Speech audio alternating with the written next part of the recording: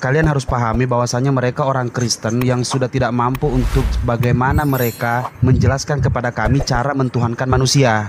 Maka dari itu mereka pasrah dengan sifat-sifat mereka yang pengecut. Mereka memakai foto-foto kami.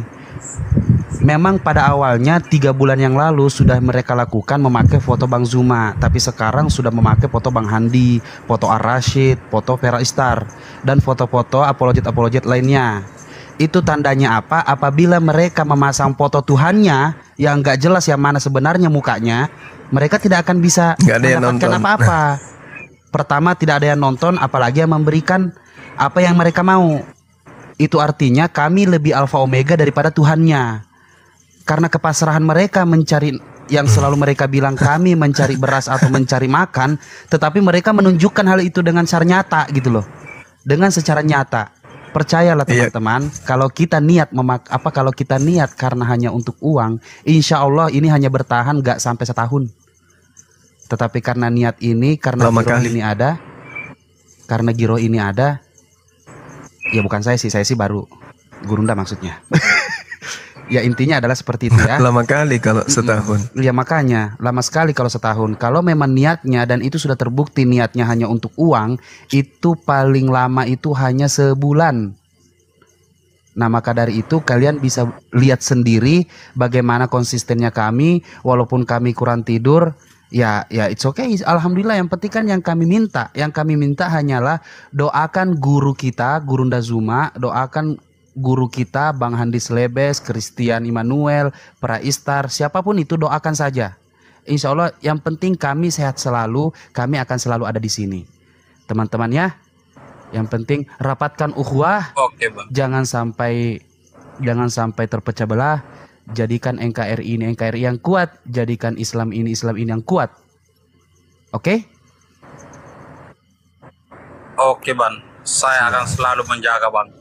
Amin ya rabbal alamin. Selalu Terima kasih siap, Bang. saudaraku, sehat-sehat selalu. Salam satu Tuhan. Salam satu Tuhan. Allahu Akbar. Allahu Akbar. Terima kasih ya Bang ya. Oke, Bang. Baik, Assalamualaikum Bang. Waalaikumsalam warahmatullahi wabarakatuh. Waalaikumsalam warahmatullahi wabarakatuh. Assalamualaikum warahmatullahi wabarakatuh. Waalaikumsalam warahmatullahi wabarakatuh. Ya, sehat-sehat di Ronda, Kristian, Bang Arasi, sehat. Alhamdulillah. Amin, Ya, sehat. Waalaikumsalam warahmatullahi Kristian, boleh Bang? Iya. Ya, Bang kan mu'alaf ya. Mau nanya sedikit Bang, apa sih Bang hukumnya di Kristen itu kalau misalkan kita mau makan gitu kan, ucap bismillah ini buat orang-orang Kristen ya? Bukan, enggak. Di Kristen tuh hanya berterima kasih sudah diberi rezeki. Ya, banyak loh, maksudnya banyak yang makan bismillah, pas kaget Allahu Akbar itu kan. Karena fitrahnya Islam. Fitrahnya Islam. Hukumnya apa gitu? Bener. Semua fitrah manusia itu Islam. Jadi mereka terkadang tanpa sadar ketika kaget, astagfirullahaladzim, Allahu Akbar gitu. Bismillahirrahmanirrahim. Ya Allah, aku lupa gitu. Ya, itu mereka nggak sadar mengucapkan itu. Karena yang mengucapkan dari hatinya, bukan dari mulutnya. Karena hati nggak akan bisa berbohong. Hatinya Muslim tapi mulutnya mengatakan dia Kristen gitu ya. Mulut bisa berbohong karena ketika kita berpikir kita mau berbohong bisa dari mulut, tapi hati bisa bohong nggak bisa. Makanya fitrah mereka Islam, hati mereka itu pada dasarnya Islam. Makanya tanpa sadar mereka mengucapkan seperti itu, Allahu Akbar, astagfirullahaladzim, masya Allah, gitu Bang. Iya, Itu betul. mereka nggak sadar itu. Bukan dibuat-buat juga. Iya. Dan nggak ada hukum yang melarang gitu ya kalau di Kristen gitu ya. Ya mereka nggak tanpa sengaja, tanpa sadar mengucapkan itu. Bahkan ada peristiwa di gereja ketika gempa, mereka mengucapkan Allahu Akbar, masya Allah, Allahu Akbar, itu ada videonya di gereja lagi. Saya dulu di pesawat begitu. Kalungnya salib, teriaknya Allahu Akbar. Pas ada guncangan turbulence, loh kok ini Allahu Akbar semua ini orang kribo-kribo ini. Ternyata spontan. Jadinya saya jadi tidak khawatir di pesawat karena semuanya panggil Allah pada saat pesawatnya itu goyang. Padahal nyata-nyata udah pakai salib ya. Allahu Akbar tanya. Ibu yang di depan saja Allahu Akbar. Ya lebih lucu ateis kalau teriak astagfirullahaladzim katanya. Masya Allah. Oke, terima kasih Abang Flamingo. Siap, siap Bang Rasid, ganteng. Siap. Makasih semuanya guru-guruku. Izin turun. Assalamualaikum warahmatullahi wabarakatuh. Waalaikumsalam warahmatullahi wabarakatuh. Baik. Ronald, selamat malam Ronald. Assalamualaikum warahmatullahi wabarakatuh, Bang. Waalaikumsalam warahmatullahi wabarakatuh. Insya Allah rahmat Allah tercurah buat teman-teman, terutama Bang Amin. Suman dan keluarga. Amin ya rabbal alamin. Amin. Ini Bang, nggak lama saya cuma mau langsung turun, cuma mau tanya. Di Islam ada nggak sih Bang bunuh diri yang syariat? Sekian. Ya, terima kasih. Assalamualaikum. Bang, Ya nggak ada lah. ya Allah. Lanjut Guru. Pertanyaan bagus ini sebenarnya, pertanyaan bagus. Ya. Jadi tidak ada itu bunuh diri syariat, itu nggak ada. Tidak ada yang kemudian disyariatkan dalam ajaran agama Islam itu bunuh diri yang sesuai dengan aturan Tuhan. Itu nggak ada itu. Cuman agama sebelah yang bunuh diri untuk nebus dosanya orang lain gitu. Ya, ini Bang Juma, ini 15 menit lagi ini saya sapa aja dulu ya biar senang Boleh. fans Bang Juma. Dikit lagi nanti. Saya juga fans sama Bang Juma, cium kudus dulu Bang Juma. Muah. Cium kudus, ajarannya bagus. Dikit lagi ada yang nanya, ada nggak cara meninggoy kagak sakit? Bunuh diri nggak sakit gitu?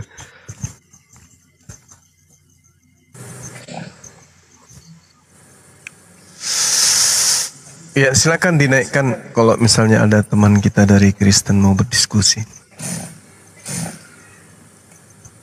Materinya apa aja. Mau membahas tentang Islam boleh, membahas tentang Allah, tentang Rasulullah, tentang Al-Quran. Halo, assalamualaikum warahmatullahi wabarakatuh. Waalaikumsalam warahmatullahi wabarakatuh. Iya, Halo Bang silakan. Juma. Ya, halo juga. Saya fans Bang. Sama, saya pun fans. Jadi gini Bang Juma, Gimana, Bang Don? dari banyaknya golongan Islam kan ada 73 yang masuk surga, itu hanya satu golongan Bang, Yaitu yang Ahlus Sunnah wal Jamaah. Betul. Ya, seperti yang kita ketahui kan mazhab itu ada 4 yang diakui Bang. Nah, jadi pertanyaan saya itu Bang, apakah Ya. 4 mazhab ini termasuk Ahlus Sunnah wal Jamaah gitu Bang? Apakah masuk surga semua Bang? Hanya itu Bang, cuma. Ya. Kedudukan hadits, ketika kemudian dikatakan bahwa hadis itu adalah hadis hasan, sahih dan seterusnya, maka kita harus memahami apakah pemberitaan yang didatangkan kemudian misalnya dari Abu Dawud, kemudian Ad-Darimi, lalu kemudian ke Imam Ahmad, lalu Al-Hakim, Al-Zurri, Ibnu Abi Asim dan seterusnya, itu tidak bertentangan dengan Al-Quran. Itu dulu. Iya Bang. Karena memang banyak hadis, ada hadis Auf bin Malik, ada kemudian hadis yang diriwayatkan oleh Muawiyah, ada juga hadis yang kemudian Muhammad bin Amr, ada beberapa hadis tuh yang bercerita tentang itu. Bahkan juga ada hadis Abu Hurairah radhiyallahu an menceritakan tentang golongan-golongan ini. Tetapi kemudian ketika kita berbicara mengenai Al-Quran, rupa-rupanya Allah tidak menggolongkan seperti itu orang yang masuk ke dalam surga itu. Yang masuk ke dalam surga adalah mereka yang bertaubat, kemudian menjalankan amalan-amalan soleh, melakukan perbuatan baik, tidak menyekutukan Allah, mati dalam keadaan tidak syirik, tidak musyrik, maka mereka semua didudukkan oleh Allah sebagai orang-orang yang terhimpun di dalam manusia yang dihapuskan dosa-dosanya.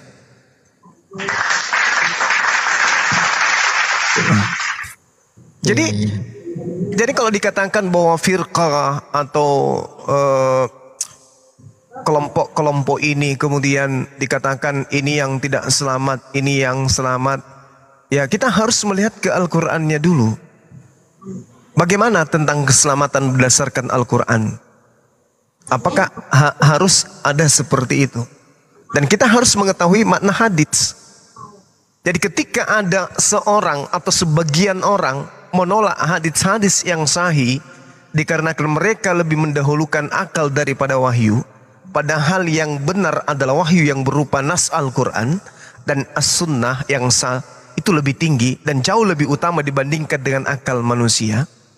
Maka yang harus dipahami kemudian adalah kedudukan daripada kalam Allah terkait dengan orang-orang yang menyembah kepada Allah, tidak menggolongkan dirinya. Sama seperti Bang Suma misalnya. Beliau, Bang Suma itu bukan Nahdlatul Ulama, dia juga bukan Muhammadiyah atau golongan-golongan yang lain. Tetapi seketika beliau berjamaah di dalam menjalankan Islam, berjamaah di dalam menjalankan syariat, hukum Islam. Nah, oleh karena itulah kemudian saya mengatakan bahwa ya selama tidak ada kejelasan, penjelasan detail tentang itu dalam Al-Quran, maka selama itu juga tidak bisa kita jadikan sebagai acuan utama. Karena gini, Al-Quranul Karim menjelaskan begini kepada kita, Bung. Misalnya kita membaca dalam salah satu ayat ya, teman-teman, sedikit ya. Dalam Quran surah apa ya? Misalnya kita ambil dari surah Al-Ahzab misalnya ayat ke-72. Allah Subhanahu wa taala menjelaskan kepada kita, inna aradnal amanata 'alas samawati wal ard wal jibal fa abaina ayyahmilnaha wa asfaqna minha wa hamalahal insan innahu kana zaluman jahula. Sesungguhnya kata Allah, kami telah menawarkan amanat kepada langit, bumi, gunung-gunung, tetapi semuanya enggan untuk memikul amanat itu, dan mereka khawatir tidak akan melaksanakannya karena amanat itu berat. Lalu dipikulkan amanat itu kepada manusia, dan sungguh manusia itu sangat zalim dan sangat bodoh. Nah, ini pernyataan Al-Quran.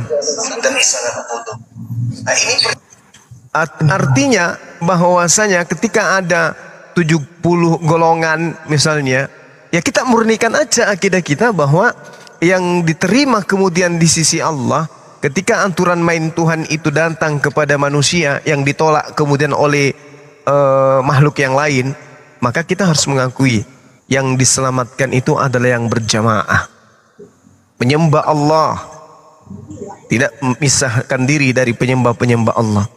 Karena kaidah Islam di kehidupan kita berikutnya, yauma yajma'ukum liyaumil jam'i dzalika yaumut tagabun.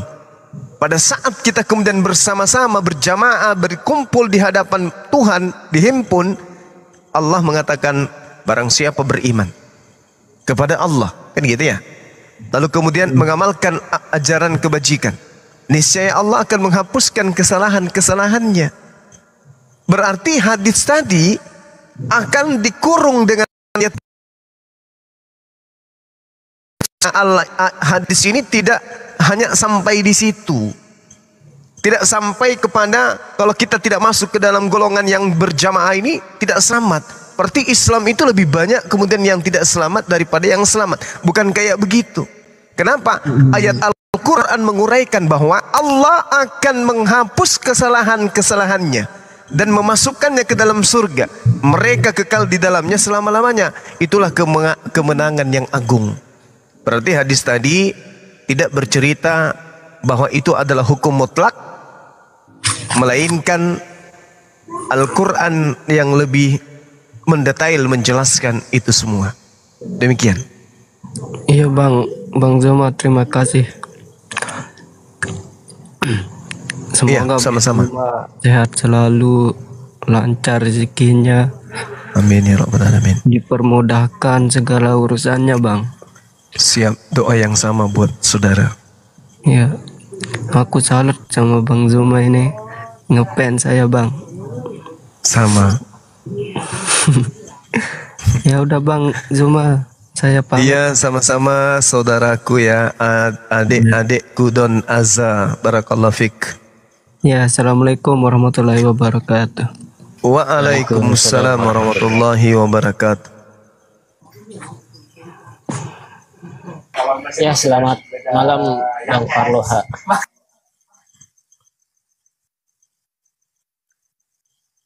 Perholotong, pertelohong, siapa? Perholotong. Kok susah kali sebut namanya ini? Perlohong, Parholong roha. oh perhol. Selamatkan pai malam. Bang. Ya, gimana Bang? Ada yang mau dibengkokkan setelah semuanya lurus? Ini mau nanya aja bang ini bang. Ya, Islam apa Kristen abangku? Mohon maaf. Mau menuju. Menuju ke Kristen. Apa? Man- Astagfirullahaladzim, astagfirullah. Menuju kepada Islam. Mau rencana mualaf ini bang. Masya Allah. Masya Allah. Apa yang mau ditanyakan abang? Silahkan. Mau nanya ini bang. Iya bang, silakan bang. Iya bang. Iya. Apa yang akan kita tanyakan, saudara-saudara? Allah itu berbicara ke Nabi Ibrahim pakai bahasa apa bang? Nanti nih. Banyak itu di pertanyaan mulu itu di roomnya banyak itu bertanya-tanya di room pakai bahasa apa ya? Ya.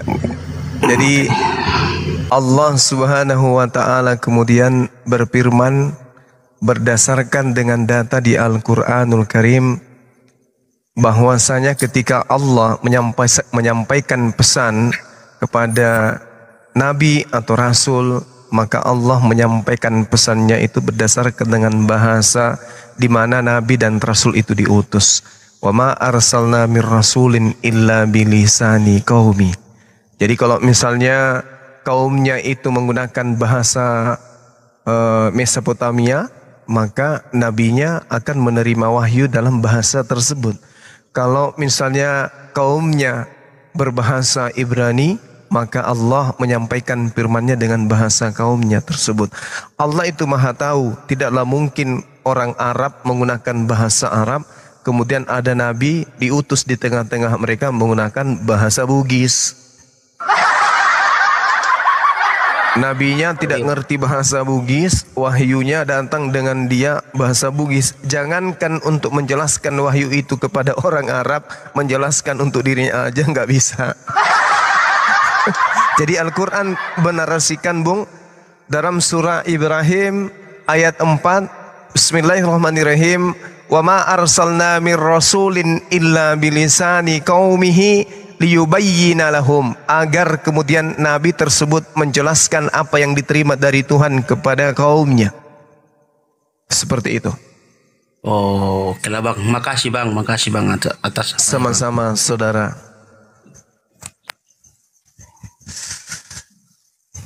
Ada lagi? Tapi Udah, ada bang, yang udah, lucu loh. Ada yang lucu bang. Ada yang lucu. Mau tahu yang lucu itu apa? Apa bang yang lucunya bang? Yang lucu itu Yesus itu kan orang Aramaik, orang Aram, ya kan? Kemudian bahasa sakral dalam ibadah mereka atau kitab suci mereka orang Yahudi itu sangat jelas kemudian menggunakan bahasa Ibrani. Yesus kemudian diceritakan di dalam Markus 7 nomor 34 misalnya atau 38. Yesus bercerita kemudian menyampaikan firman atau berkata 34 ya di dalam Markus 7 itu dengan menggunakan bahasa Aram. Sedangkan kitabnya orang Kristen, kitab mula-mula itu menggunakan bahasa Yunani. Muncul pertanyaan, nabi mana yang menerima firman dalam bahasa Yunani? Aramaik, kitab sucinya bahasa Ibrani, tapi ada sebuah buku yang dituliskan kemudian menceritakan tentang Yesus, tapi bahasa Yunani. Jadi Bang Suma orang Makassar, kemudian ada seorang menulis tentang Bang Suma, mengaku sebagai utusan Bang Suma, tapi tulisannya itu berbahasa Jawa. Jadi Bang Suma mengatakan, aku diutus hanya kepada orang Makassar. Sejatinya buku yang ditulis tentang saya harus menggunakan bahasa Makassar, supaya orang Makassar mengerti apa tujuan saya datang. Gitu. Ini aku diutus hanya kepada domba-domba yang sesat dari Bani Israel. Bani Israel menggunakan bahasa Ibrani Aramaik, tapi kitab yang ditulis kemudian bahasa Yunani. Itu yang lucu, Bang. Jadi kembali kepada pertanyaan, wa ma arsalna mir rasulin illa bilisani qaumi liyubayyina lahum. Rasulullah Muhammad sallallahu alaihi wasallam diutus kepada bangsa jahiliyah pada masanya, menerima Al-Qur'an dalam bahasa Arab dan menjelaskan kepada orang Arab, litubayyana lin-nasi ma nuzila ilaihim wa la'allahum yatafakkarun, menjelaskan kepada orang-orang Arab. Seketika orang-orang Arab menerima penjelasan Al-Qur'an, mereka diperintahkan kemudian untuk menyeru seluruh manusia. Mereka bertebaran ke penjuru bumi, orang-orang Arab ini mengajarkan Islam. Seperti itu, Bang.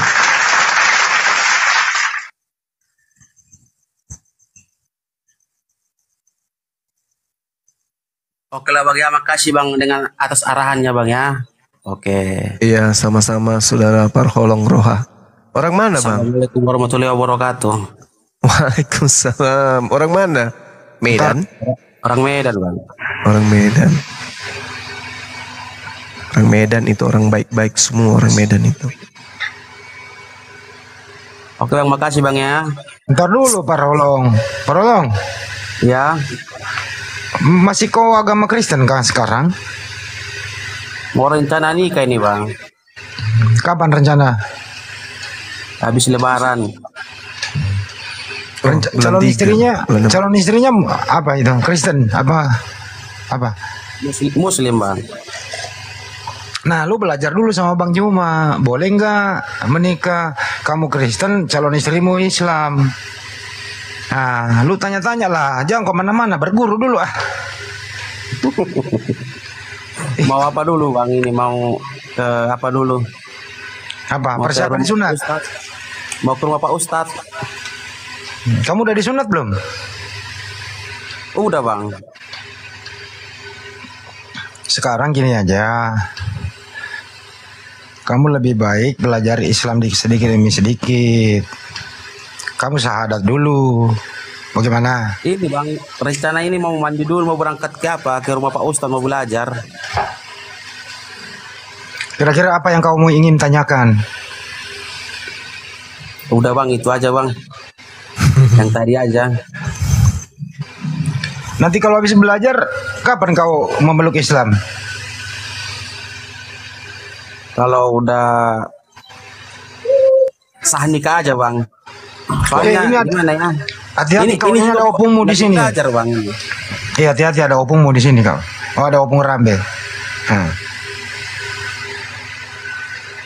Parholong. Bang mau turun dulu Bang, izin turun dulu Bang ya. Sebentar, jangan turun dulu Parholong. Tenang aja dulu kau sebentar. Tunggu dulu, ada abang kita, Opung Rambe. Parholong tinggal di mana? Di Medan atau di sekitarnya? Di Tapanuli Bang, Opung. Ya, Tapanuli itu kan ada Tapanuli Tengah, Tapanuli Utara. Tapanuli pinggir. Tapanuli Tengah Bang. Opung. Sibolga. Iya, Sibolga. Ya, aku deh kabilnya aku. Oh, dia kabil ya? Iyalah. Ya udah kau datang ke sini biar saya syahadatin kau. Oke Opung. Ah, itu mantap itu. Atau di sini aja pun bisa disadatin kau. Orang Batak tiga-tiganya, Pak. Aku juga orang Batak memang orang Medan. Nah, itulah. Terkenal hebat ini. Masya Allah. Kau bersahadat di sini pun nggak tidak masalah. Kenapa lagi harus ke ustadz? Mana lagi di atas ustadz masih ada itu Bang Juma. Abangku ada aja. Yang nggak enak lo Pung belajar di apa Pung ah? Oh begitu. Kalau enggak Iya, pergi ke Ustadz mana kau? Ustadz yang di Ketapang. iya Pong. Oh ya mantul kalau itu bagus lah. Nanti kalau ada di Ketapang kan nanti Ustadznya itu kasih tahu. Saya udah bicara dengan Om Pengrambe yang di Jakarta. Ketua Oke. perajin seluruh Indonesia gitu ya. Oke Pong, oke. Nah ya udah jangan lama-lama lah. Izin turun dulu Pong ya. Oke, Parholong. Oke, Bang Juma, oke. Baik Bang. Assalamualaikum warahmatullahi wabarakatuh. Waalaikumsalam. Waalaikum.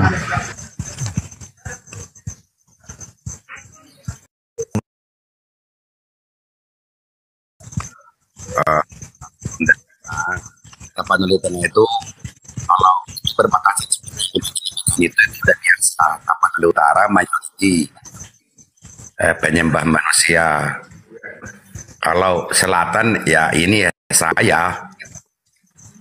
Iya. Nah itu.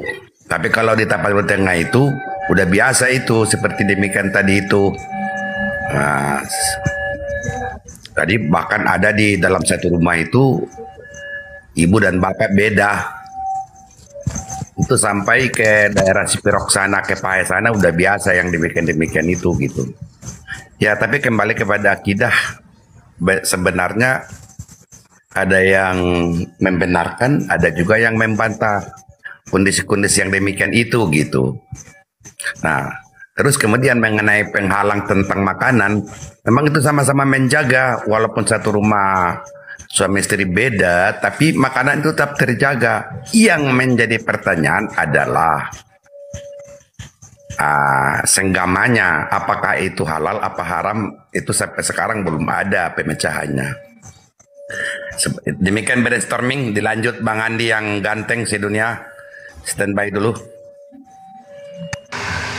Siap Opung. Yang penting Opung sehat. Ya, selamat malam Bang Izuna. Iya, assalamualaikum Bang. Waalaikumsalam warahmatullah. Saya mau nanya sama Bang Zuma, boleh?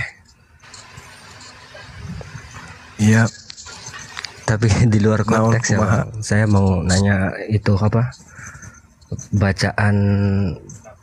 Bacaan sholat sebelum assalamualaikum itu. Apa tahiyat? Kan saya bacanya Bang. Ya. Innaka hamidum majid. Allahumma gfir lima qadamtu wa ma akhartu wa ma asrartu wa ma antal a'lamu bihi. Antal muqaddimu wa antal muakhiru la ilaha illa anta. Rabbana atina fid dunya hasanah wa fil akhirati hasanah wa qina adzabannar. Itu gimana Bang? Itu diwajibkan apa gimana Bang?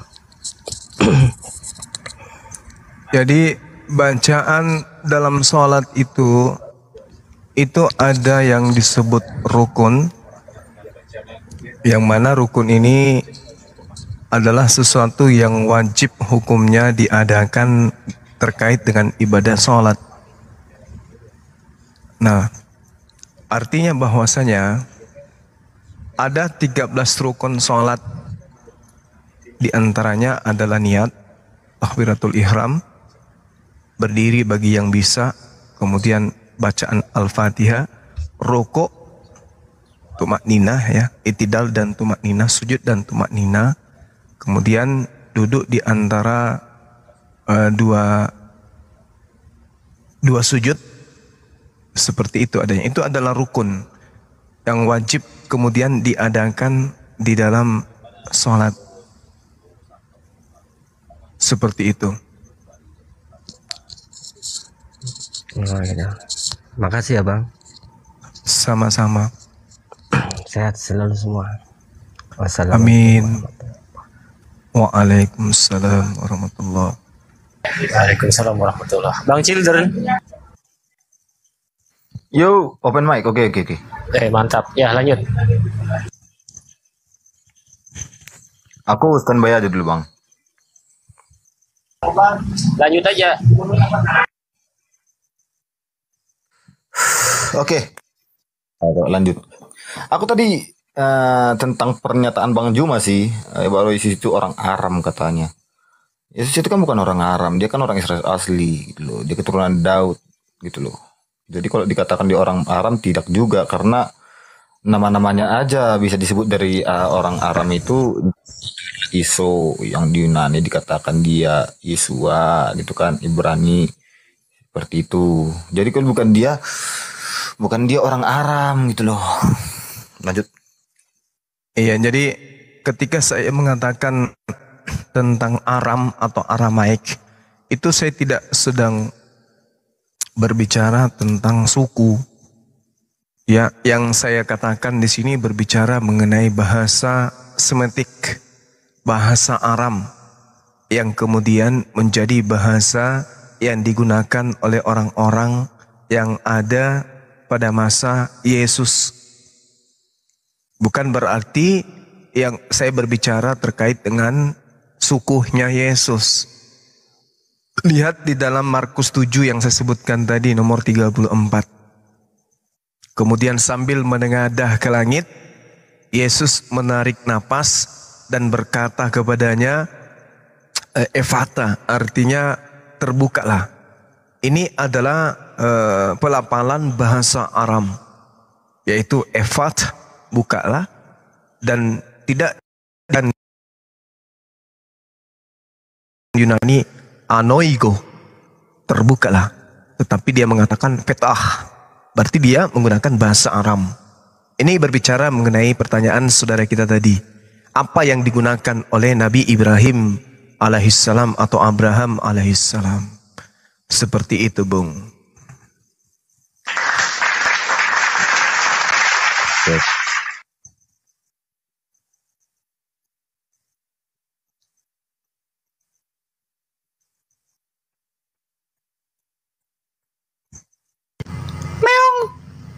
Meong. Meong. Meong.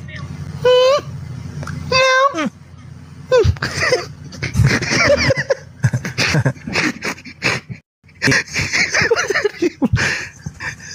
King, monitor King.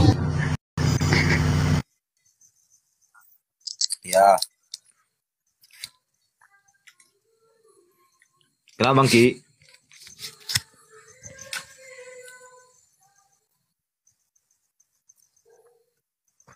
Iya, silakan ditanggapi. Anak Tuhan. Itu sudah sebenarnya benar sih, kalau hanya pelafalan dan penggunaan bahasa sih benar gitu loh. Udah nggak apa-apa, aman. Pak Teh.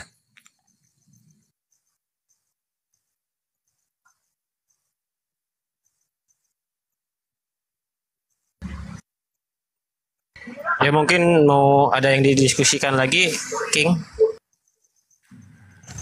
Aku sih kalau ada pertanyaan saya bisa jawab gitu. Tapi kalau di apa namanya itu, kalau soal bertanya saya juga di ilmu keilmuan atau kurang tahu gitu. Saya tidak mau membahas. Gini, supaya ngobrol. Children of God.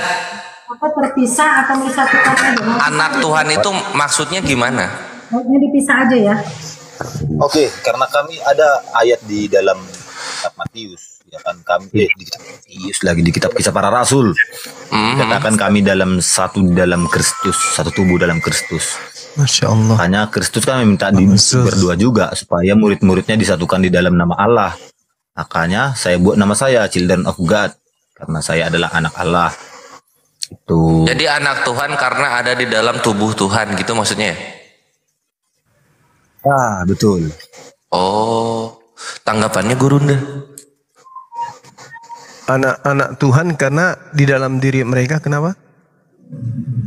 Karena dia ada di dalam tubuhnya. Karena gini Bang Juma. Dia anaknya Yesus, itu maksudnya. Anak Tuhan. Biar Bang Juma paham sih, ginilah. Aku kan dulu kan akun saya Kim Usop, ya kan, karena suka dulu nonton anime One Piece, oke?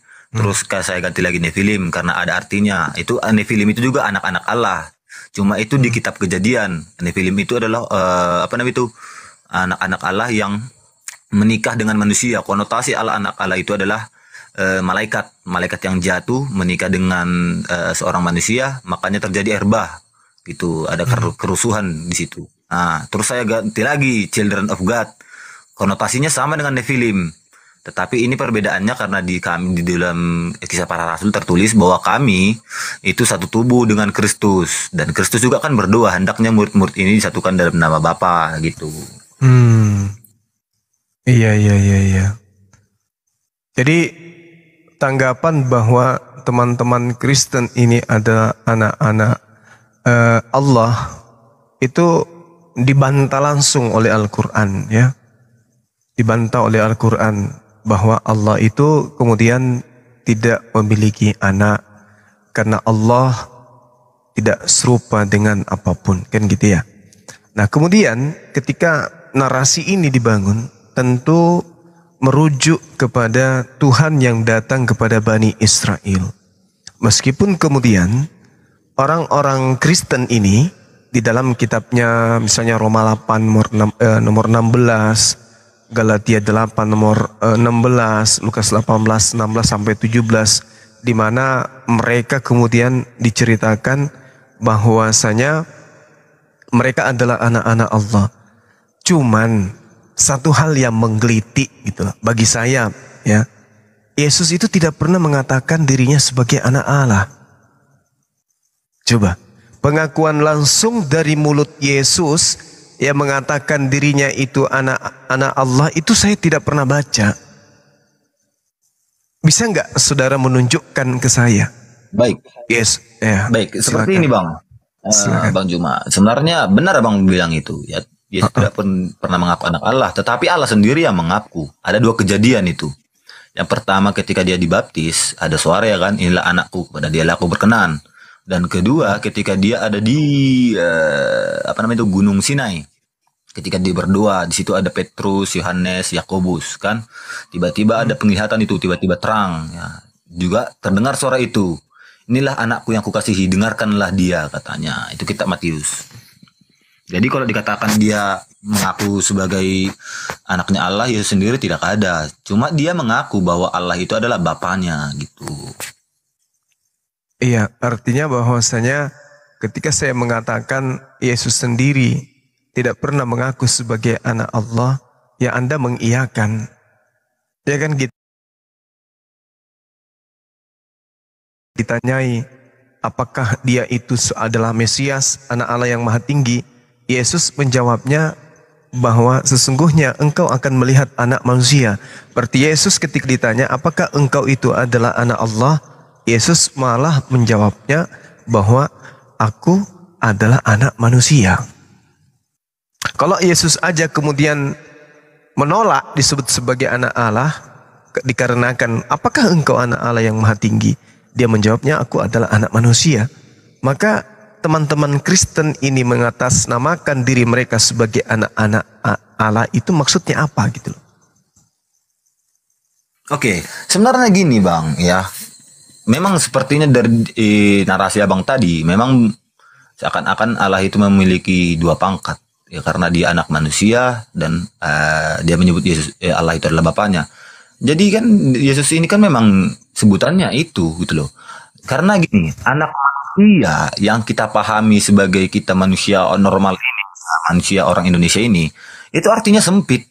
Tetapi kalau dikatakan di dalam apalagi tanah ya, penggenapannya itu ada perjanjian baru, itu anak manusia itu pengertiannya sangat tinggi. Itu merujuk di kitab para nabi. Yang pertama itu kitab Daniel. Daniel pasal 6 dikatakan bahwa di dalam sebuah penglihatan Nabi Daniel dikatakan, aku melihat seorang anak yang turun ya melalui awan-awan. Oke, itu konotasinya tinggi sekali. Oke, dan orang Israel itu mengakui bahwa itu tanda-tanda Mesias. Yang kedua ya kitab Yesaya. Seorang anak manusia disebut sebagai raja yang adil, bapa yang kekal. Itu masih seorang anak manusia. Di kitab Mika, ya Mika 6 ayat 6 ditertulis di situ bahwa seorang anak itu akan lahir dari kawasan yang namanya Bethlehem Efrata. Nah, dikonfirmasikan juga di dalam kitab Perjanjian Baru Ya di kitab Matius isi itu kan tertulis bahwa ketika Yesus itu di dalam persidangan dia kan ditanyai oleh orang rabi. Setelah sekian banyak dia bertanya, Yesus menjawab, akulah dia yang turun di atas awan-awan. Itu konotasinya sudah tinggi karena nubuatan itu diucapkan oleh Yesus bahwa itu tergenapi dalam dirinya, yaitu di kitab Daniel itu dan Yesaya ini. Itu loh. Makanya dia ketika pada saat Yesus mengakui itu, orang ahli Taurat kan menampar dia. Dan itu salah satu tuduhan mereka untuk menyalibkan Yesus karena dia dianggap setara dengan itu Bang. Oke, baik. Jadi sekali lagi saya katakan bahwa Yesus itu tidak pernah mengajarkan dirinya sebagai anak Allah atau anak Theos. Kita lihat di dalam catatan Matius, khususnya di bab 26, di akhir-akhir perikop. Tetapi Yesus tetap diam. Lalu kata imam besar itu kepadanya, ini imam besar yang bertanya, demi Allah yang hidup, katakanlah kepada kami, apakah engkau Mesias? Apakah engkau anak Theos atau bukan? Jawab Yesus, engkau telah mengatakannya. Namun akan tetapi aku Yesus berkata kepadamu, mulai sekarang kamu akan melihat anak manusia. Jadi Yesus menyatakan dirinya sebagai anak manusia. Dan yang paling santer kemudian mengatakan Yesus itu sebagai anak Tuhan, anak Elohim atau anak Theos, itu adalah, mohon maaf, itu adalah setan. Setanlah yang paling santer menyebut Yesus itu sebagai anak Theos. Sedangkan di dalam Keluaran 20 nomor 3, Ulangan 5 nomor 7, jangan kamu mengadakan Tuhan-Tuhan selain daripada aku. Nah, kalau Yesus ini dikatakan sebagai anak Tuhan dan itu adalah Tuhan, maka ini pesan iblis. Pesan iblis itu berhasil merasuk ke dalam sanubari orang-orang Kristen.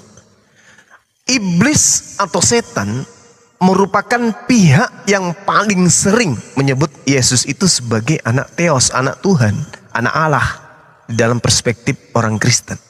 Matius 4, Lukas 4, kemudian di dalam Markus 3, Matius 8, Lukas 8. Di situ iblis berperan penting kemudian untuk menyampaikan pesan kepada orang-orang Kristen yang menerima pesan Yesus iblis itu dengan mengatakan Yesus itu adalah anak Theos, anak Allah.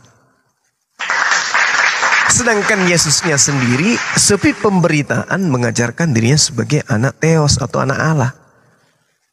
Nah, ini yang perlu kemudian saudara pahami lebih mendetail, bahwa Yesus tidak pernah menyebut dirinya sebagai anak Allah, sedangkan iblis santer kali menyebutnya sebagai anak Allah.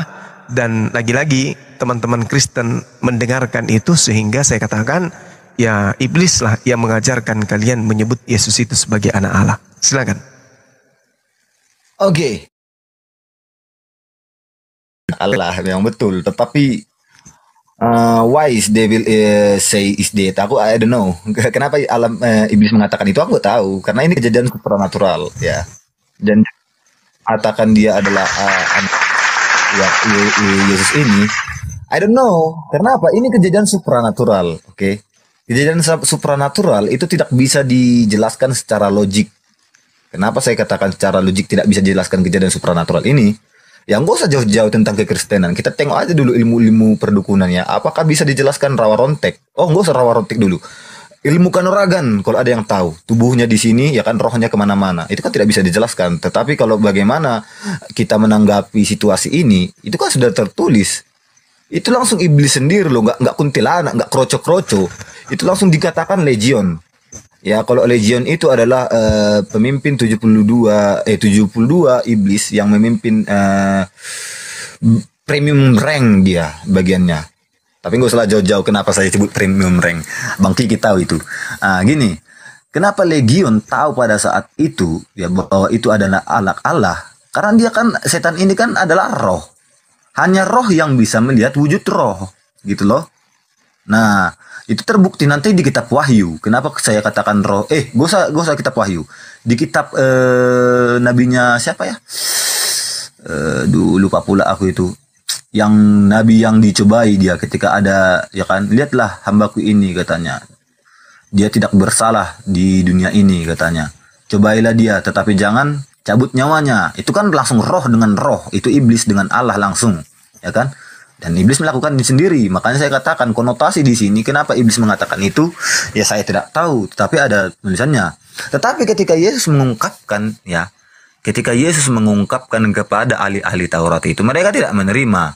Maaf ya, cuma bukan di kitab Matius tadi itu. Rupanya saya salah. Itu Markus 14 ayat 64. Saya dikatakan bahwa akulah dia yang turun di atas awan-awan.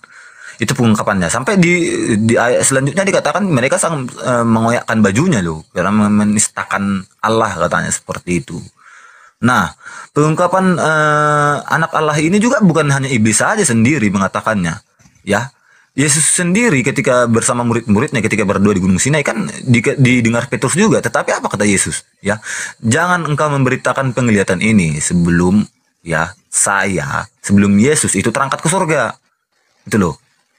Karena gini, Yesus itu menyandingkan title yang banyak gitu loh. Dia dikatakan sebagai nabi juga boleh. Dia adalah anak manusia boleh. Dikatakan dia sebagai rabi juga iya. Gitu loh. Karena ada dalilnya semua. Tetapi pengungkapan anak manusia itu hal yang sakral bagi orang Israel. Itu sudah ada nubuatannya pada saat itu di kitab Daniel dan Yesaya gitu loh. Lanjut Bang. Oke, baik. Jadi ada satu hal yang menarik ya, ketika saudara kemudian merasa bingung dan tidak tahu apa alasannya kemudian iblis itu menyebut Yesus itu sebagai anak Tuhan. Mungkin Anda boleh dibantu oleh kitab Anda sendiri di dalam Wahyu 12:9.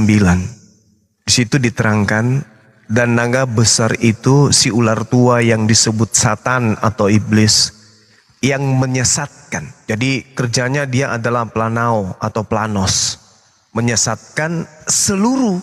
Nah, seluruh di sini diterangkan dengan kata holos. Dalam bahasa Yunani artinya seluruh cakupan yang ada kemudian. Cuman anehnya karena setelah kata holos itu ada kata eikomene yang mana merujuk hanya kepada kerajaan tertentu.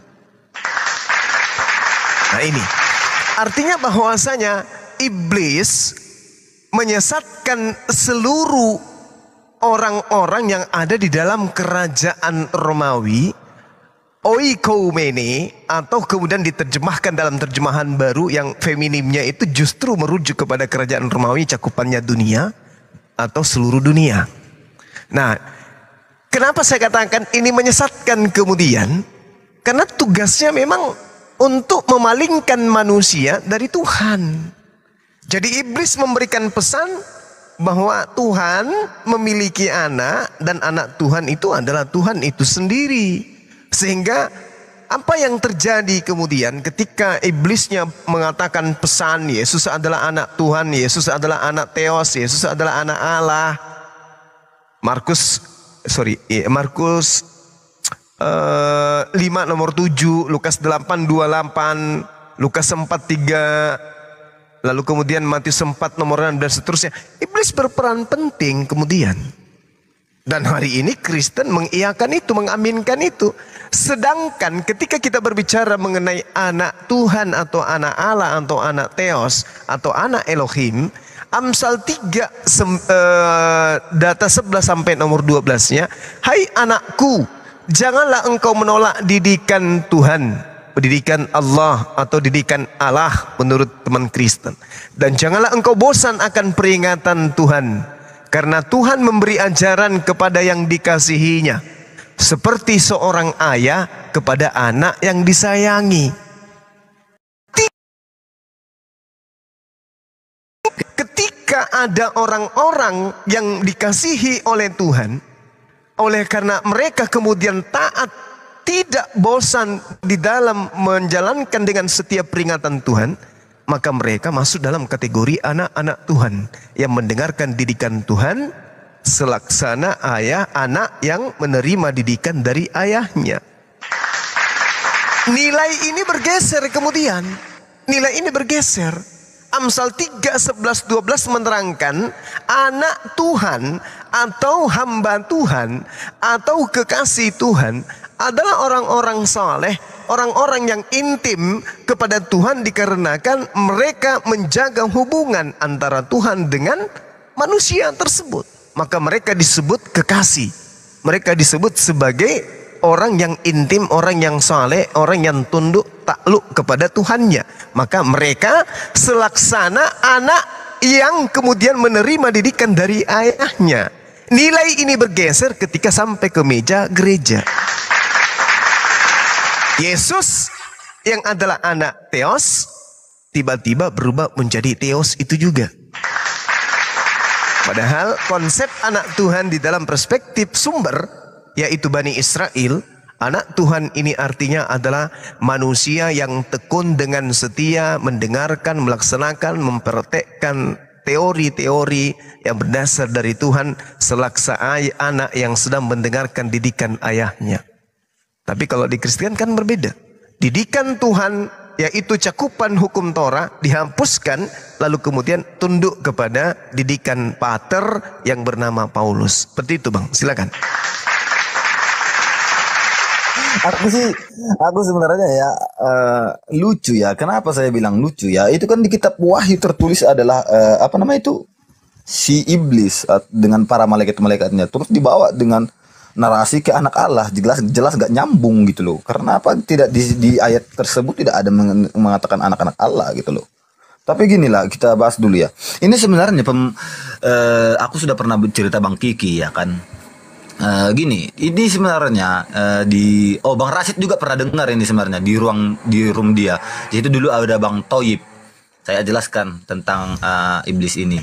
Dan Bang Toyib tiba-tiba nyanggah, ini bahasa apa ini katanya, karena setelah sekian menit saya berbicara ya kan, dia mungkin lagi atau kemana gitu. Saya sudah pernah bahas ini. Oke. Gini, di kitab Wahyu ini sebenarnya itu adalah pemberontakan yang pertama, yaitu Kloter 1 namanya. Makanya ketika penciptaan manusia ya kan, situ kan tidak ada peperangan dikatakan situ, tetapi langsung iblis ini langsung ada ketika dia mencobai si Hawa gitu loh. Itu sebenarnya pemberontakan di surga sudah ada sebelum manusia itu datang ke bumi. Itu adanya nanti di Book of Enoch. Nah, ketika itu diceritakan bahwa iblis itu sebenarnya iri karena dia itu ingin menyamai dirinya dengan manusia. Terus tiba-tiba karena dia dibuang, nah diciptakanlah manusia ini. Nah, dia juga iri, makanya dia mencobai di situ. Tapi bahasan itulah jauh dari situ. Nah, ketika disebut anak-anak Allah Bang, itu bukan disandingkan saja kepada Yesus Bang, bukan disandingkan. Di kitab juga dikatakan, ya berbagai orang yang berbuat damai atau yang membawa damai. Mereka juga akan disebut sebagai anak-anak Allah atau anak-anak Elohim. Ya, Abang katakan ya, Theos mempunyai anak, apakah anak itu adalah Theos, ya kan? Ya memang begitu. Logiknya aja, kita sebagai manusia melahirkan anak manusia, tetap manusia juga. Itu aja logiknya, gak usah jauh-jauh tentang ketuhanan. Nah, sekarang Abang sangkut pautkan sama si Paulus. Aku persingkatkan saja, ya. Sekarang Abang sangkut-sangkutkan dengan Paulus. Aku tidak tahu kenapa Abang sangkut-sangkutkan dengan Paulus dan apa jalurnya yang dibahas tentang si Paulus itu tentang anak Allah gitu loh. Karena saya tidak paham apa maksud narasi Abang, makanya sampai Abang ke si Paulus itu Bang. Lanjut. Oke, jadi gini. Perintah di dalam kitab saudara, jangan kau menyebut siapapun. Di dalam Matius 23 nomor 9. Jangan kau menyebut siapapun Bapa di bumi ini. Kan itu poin penting. Ini larangan kan? Ini larangan. Ketika kita berbicara mengenai larangan, berarti ketika kita langgar, maka kedudukan kita adalah sebagai pendosa. Jangan kamu menyebut siapapun Bapa di bumi ini. Sebab hanya ada satu Bapakmu, yaitu Dia yang ada di surga. Kalau saudara saya melihat apa yang Paulus coba narasikan di dalam pengakuannya dia, di dalam 1 Korintus 4 nomor 15, sangat jelas dia mengatakan bahwa Dia ini adalah Bapa di dalam Yesus Kristus. Sebab sekalipun kamu memiliki beribu pendidik dalam Kristus, kamu tidak mempunyai banyak bapak. Karena akulah yang dalam Kristus telah menjadi bapakmu. Banyak teman Kristen akan berkata, wah bapak di situ kan beda dengan bapak yang dimaksud Matius 23:9. Siapa bilang? Bapak yang dimaksud sama dalam bahasa original teks bahasa Yunaninya pater. 1 Korintus 4:15 juga pater. Berarti Paulus ini mengaku pater. Sebagai pendidik yang tadi di Amsal 3:11-12, Tuhan itu laksana pendidik. Paulus mengaku sebagai pater pendidik di dalam Yesus Kristus. Sebab akulah yang dalam Kristus Yesus telah menjadi bapakmu oleh Injil yang kuberitakan kepadamu. Oleh Injil yang kuberitakan kepadamu. Oleh surat-surat. Oleh pengajaran. Oleh penekanan. Oleh pendapatku yang kusampaikan kepada kamu. Maka kalau hari ini kemudian orang-orang Kristen mendudukkan ajaran Kristen itu sebagai patron, pondasi, ujung tombak di dalam beragama, maka ajaran Pauluslah yang menjadi aturannya. Coba, apa yang bukan menjadi aturan Kristen hari ini tidak berasal dari Paulus? Ada?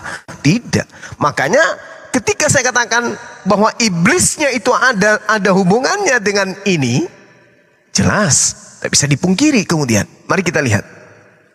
Tadi saya mengatakan di dalam Wahyu 12:9. Menyesatkan seluruh dunia. Merujuk kepada feminim kekaisaran Romawi. Nah sekarang kalau kita melihat di dalam Yohanes 6:70. Jawab Yesus kepada mereka. Bukankah aku sendiri yang telah memilih kamu yang 12 orang ini? Akan tetapi salah seorang di antaramu adalah Satan. Iblis. Dalam bahasa Yunani jelas di situ disebut diabolos. Diabolos ini artinya demit atau iblis itu sendiri.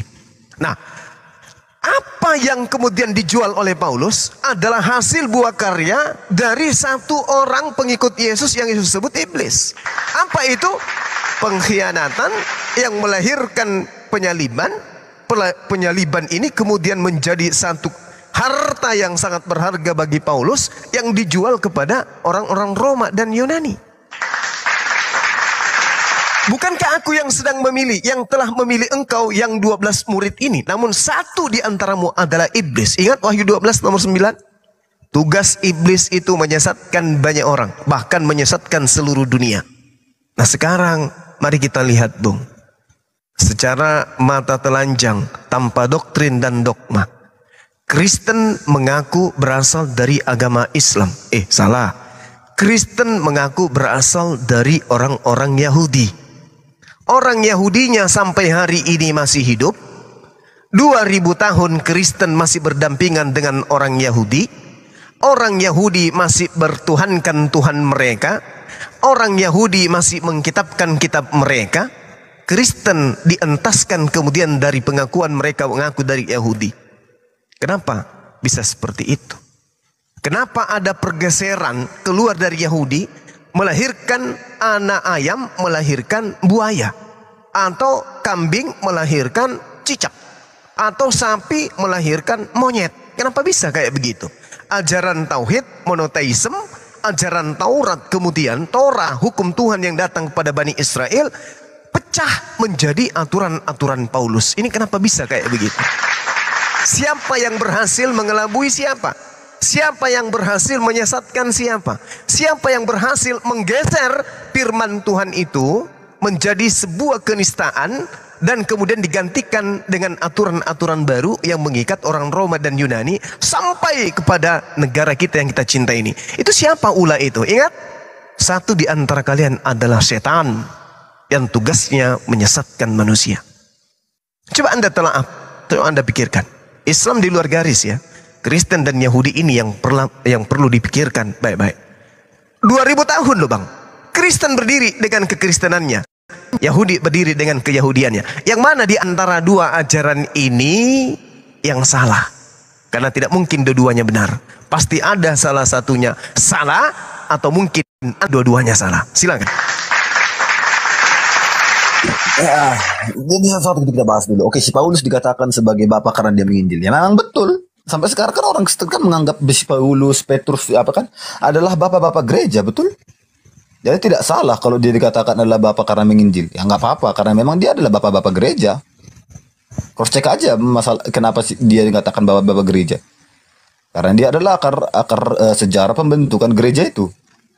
Ya walaupun dia tidak disebutkan sebagai pencipta Kristen ya. Ini yang sering orang Muslim ya yang menyatakan di Kisah Para Rasul ini bahwa di Antioquia ya itu si Paulus katanya menciptakan Kristen. Jangan salah bro, di situ tertulis bahwa itu disebut bukan si Paulus yang membuat gereja itu, tapi mereka disebut gitu loh. Tetapi orang itu karena ya seperti dulu kan mereka itu beribadah di rumah-rumah ya kan, pergi ke Yunani, pergi ke Arab juga. Si Paulus pernah ke Arab, itu ada di Kisah Para Rasul itu. Melintasi dulu dia di situ dan di dalam sejarah si Paulus juga pernah mengajar di Arab. Nah, apakah salah dikatakan si Paulus ini adalah bapak gereja? Tidak juga. Karena memang dia adalah bapak gereja. Gitu loh. Nah, tentang perbedaan perspektif antara Yahudi dengan orang Kristen, itu sudah kami bahas kemarin. Yang orang yang I don't know apakah dia memang orang Yahudi itu sama si 3 juta yang gondrong orangnya. Itu sudah kami bahas. Makanya saya sanksi apakah dia orang Yahudi atau bagaimana. Tetapi gak usahlah kita persoalkan dulu di situ. Gini bang, Yahudi ini mulai dari bagaimana dia, oke? Sebelum Nabi Yesaya yang mengungkapkan paling banyak tentang Mesias ini, di zamannya dulu kalau abang bisa cross check ya, zaman raja namanya itu Yoyakim atau Eliakim. Di dalam Matius 1 ayat 1 itu kalau di silsilah Yesus itu namanya Yekonya. Nah, ketika zamannya itu ya dikatakan bahwa tahta Daud itu tidak akan terjadi lagi. Yang tidak akan ada lagi keturunan Daud yang menduduki tahta Daud ini. Karena Yoyakim ini berpaling dari Allah. Dan terbukti pada saat itu ya Raja Nebukadnezar datang menghancurkan bait Allah ini atau Serambi Salomo. Sampai sekarang tidak ada puing-puingnya. Dan juga sudah dibuatkan ya bahwa kerajaan Salomo ini yang dibentuk Salomo itu sampai akhir zaman tidak akan lagi dibentuk.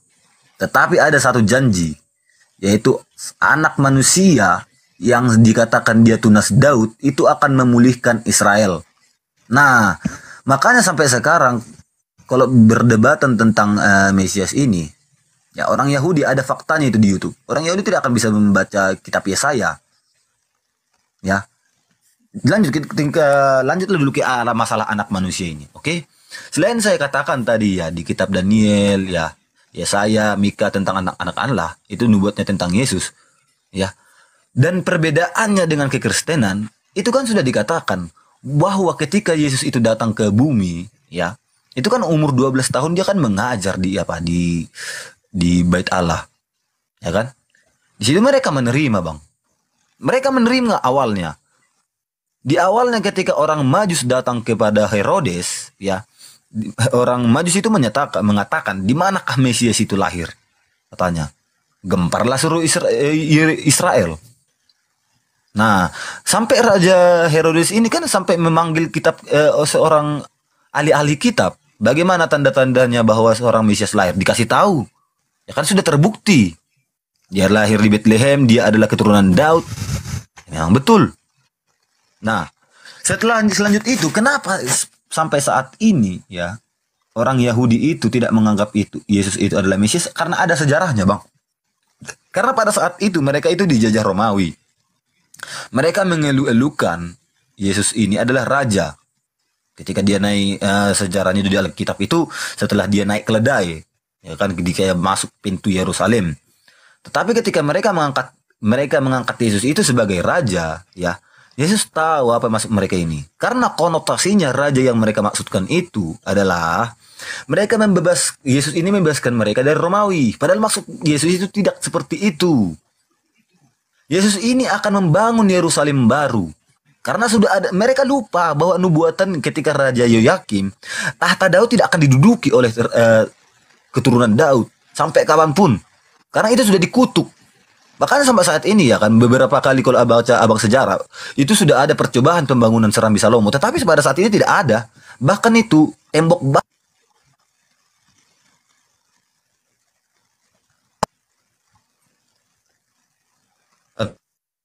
sebagai apa ya? Tembok ratapan. Nah, ketika tembok ratapan itu sekarang adalah bagian-bagian Yerusalem, ya di Raja Yoyakim itu sudah dikutuk, Israel itu tidak bisa. Maka mereka pada saat itu ketika Yesus menolak mereka menganggap dia sebagai raja, mulai dari situlah bang. Mulai ketika Yesus itu pergi meninggalkan mereka, ketika mereka menyebut Yesus itu adalah raja, mulai dari situlah mereka tidak menyebut Yesus itu sebagai Mesias. Ditambah lagi kasusnya, ketika Yesus bahwa robohkan katanya bait Allah ini. Robohkan bait Allah ini, aku akan membangunnya 3 hari katanya. Oke. Nah, Children, langsung fokus saja ke pertanyaan. Apa pertanyaannya yang akan ditanyakan ke Bang Zuma? Silahkan. Aku nggak bertanya sih, aku menjawab. Intinya segini, kenapa lah perbedaan antara Yahudi dengan Kristen itu? Ya karena Kristen itu menyembah Yesus. Mereka tidak percaya bahwa Yesus itu adalah Mesias, walaupun dia mewujudkannya gitu. Baik, kalau tidak ada pertanyaan, boleh gantian sama yang mau bertanya ya, yang mau diskusi dan belajar. Karena kita mengutamakan sejarah, data yang ada daripada mengarang bebas. Karena mengarang bebas pun juga ada pertanggungjawaban dalam yang namanya bernarasi bebas. Baik. Oke. Lanjut. Oke. Jadi hal yang pertama kemudian yang ingin saya katakan kepada saudara terkait dengan pengakuan Paulus yang tadi. Anda mengatakan Paulus memang adalah bapak-bapak gereja. Paulus tidak mengaku sebagai bapak gereja, Bung. Dia mengaku sebagai Tuhan. 1 Korintus 4 nomor 15. Sebab sekalipun kamu mempunyai beribu-ribu pendidik dalam Kristus, kamu tidak mempunyai banyak bapak. Karena akulah yang dalam Kristus Yesus telah menjadi bapakmu oleh Injil yang kuberitakan kepadamu. Kenapa saya mengatakan demikian? Karena bapak di sini tidak berbicara mengenai bapak gereja. Bapak yang dimaksud di sini adalah bapak di dalam diri Yesus. Bapa di dalam aku di dalam Bapa. Tidak percayakah engkau bahwa Bapa di dalam aku di dalam Bapa? Bapa ini kedudukannya diambil alih oleh Paulus. Akulah yang menjadi Bapa di dalam Yesus Kristus. Yesus pun mengatakan di dalam kitab Yohanes 8:44, iblislah yang menjadi bapakmu dan kamu mau melakukan keinginan-keinginan bapakmu tersebut. Jadi ada oknum yang menjadi iblis, yang mana iblis ini berada di dalam orang-orang yang mana orang-orang ini mengingini, melaksanakan, menuruti, mempraktekkan keinginan-keinginan sang bapak yang adalah iblis itu. Coba misalnya Kristen tidak bersunat. Ini keinginan siapa? Keinginan siapa orang Kristen ini sampai mereka tidak bersunat? Paulus. Berarti keinginan Bapak Pauluslah kemudian yang dituruti oleh orang Kristen. Iblislah yang menjadi bapakmu. Poin ini harus ditekankan kepada saudara. Kalau Anda mengatakan Petrus, Lukas, Matius semua juga adalah bapak-bapak gereja. Ingat Bung, Lukas, Markus, Matius, Yohanes, Petrus tidak pernah mengaku sebagai bapak di dalam Yesus. Tetapi oknum satu ini memang betul-betul mengaku sebagai Bapa di dalam Yesus. Dan kalau Anda berbicara mengenai Kristen di Antiokhia pertama kali, jadilah teladanku sebab aku ini juga adalah Kristus. Coba Anda lihat original teksnya 1 Korintus 11 nomor 1. Terjemahannya dibuat salah, tidak sesuai dengan apa yang tertuang di dalam original teks. Lembaga kitab saudara menuliskan, jadilah teladanku sebagaimana aku juga meneladani Yesus. Padahal tidak begitu. Arti sebenarnya, jadilah teladanku sebab aku ini juga adalah Mesias. Aku ini juga adalah Kristus. Paulus mengaku Kristus. Maka orang-orang Kristen yang ada di Antiokhia pertama kali disebut Kristen karena mereka adalah pengikut Paulus Kristus. Anda itu adalah pengikut Paulus Kristus, bukan Yesus Kristus yang Anda ikuti, tapi Paulus Kristus. Nah, kemudian materi kedua terkait dengan Yesus yang Anda katakan bahwasanya dia itu adalah nabi yang datang, Mesias yang datang, raja yang datang kemudian untuk duduk di atas tahta Daud. Bung, Yeremia 36 nomor 30, Tuhan mengangkat sumpah di situ. Beginilah firman Tuhan tentang Yoyakim, raja Yehuda. Yoyakim tidak akan mempunyai lagi benih, spermatos, keturunan yang akan duduk di atas tahta Daud. Tidak ada lagi keturunan daripada Yoyakim yang akan duduk di atas tahta Daud. Sedangkan di dalam kitabnya orang Yahudi, contoh di Nehemia, 1 Tawarik, 2 Raja-Raja, Yeremia, 2 Raja-Raja 24 dan seterusnya. Pokoknya banyak data di dalam kitabnya orang Yahudi yang menceritakan kemudian bahwa Yoyakim ini adalah anak Yosia. Contoh saya ambil Yeremia 25 nomor 1. Firman yang datang kepada Yeremia tentang segenap kaum Yehuda dalam tahun keempat pemerintahan Yoyakim, anak laki-lakinya Yosia raja Yehuda. Apa maksudnya nih? Kita lihat di dalam catatan Matius. Di sana ada narasi yang dibangun kemudian di Matius 1 nomor 11. Nama daripada Yoyakim dihilangkan. Kenapa nama Yoyakim dihilangkan? Karena keturunan Yoyakim tidak akan ada lagi yang duduk sebagai sebagai raja di tahta Daud. Sehingga di Matius 1 nomor 11 diterangkan anak Yosia memperanakkan Yekonya. Yosia memperanakkan Yekonya. Padahal yang memperanakkan Yekonya itu adalah Yoyakim. Berarti Yosia memperanakkan Yoyakim, Yoyakim memperanakkan Yekonya, seterusnya sampai memperanakkan Yesus. Berarti Yesus ini berasal dari keturunan Yoyakim. Yoyakim keturunannya tidak akan pernah lagi ada yang duduk di atas tahta Daud. Ini kita sudah terlalu jauh dari materi kita. Nah, sekarang terakhir, ketika saudara mengatakan orang-orang Yahudi menolak Yesus karena Yesus itu mengatakan dirinya Tuhan. Cuma putus bang. Iya. C. Aman. Okay. Aman. Kamu yang ngelek apa sebenarnya? Ya, jadi kalau saudara mengatakan Yesus itu ditolak oleh orang Yahudi karena Yesus mengajarkan dirinya Tuhan, sehingga ada satu konsep kemudian muncul, dia harus mati untuk nebus dosa-dosa di luar daripada Yahudi juga, yaitu Romawi, Yunani sampai ke Indonesia. Itu bullshit, Bung. Coba ambil pulpen, catat pernyataan saya di sesi terakhir ini. Yohanes 11. Banyak di antara orang-orang Yahudi yang datang melawat Maria, yang menyaksikan sendiri apa yang telah diperbuat oleh Yesus, percaya kepadanya. Tetapi ada yang pergi kepada orang-orang Farisi dan menceritakan kepada mereka apa yang telah Yesus perbuat. Lalu imam-imam kepala dan orang-orang Farisi memanggil mahkamah agama untuk berkumpul. Rapat asat pembunuhan kepada Yesus bukan karena dosa waris, bukan, tetapi kekhawatiran imam-imam kepala dan orang Farisi, sehingga mereka memanggil mahkamah agama untuk berkumpul memutuskan satu perkara yang sangat genting. Apa yang harus kita lakukan? Sebab Yesus itu membuat banyak mujizat. Apabila kita biarkan Yesus, maka orang akan semakin banyak percaya kepadanya. Dan kalau itu terjadi, maka orang-orang Roma akan datang dan merampas tempat suci kita, serta merampas bangsa kita. Tetapi seorang di antara mereka kemudian angkat tangan dan berkata, dia itu adalah Kayafas, imam besar pada tahun itu. Kayafas kemudian berkata, kalian ini tidak tahu apa-apa, dan kamu tidak insaf. Bahwa lebih berguna bagimu jika satu manusia mati, yaitu Yesus, untuk bangsa kita, daripada seluruh bangsa kita ini binasa.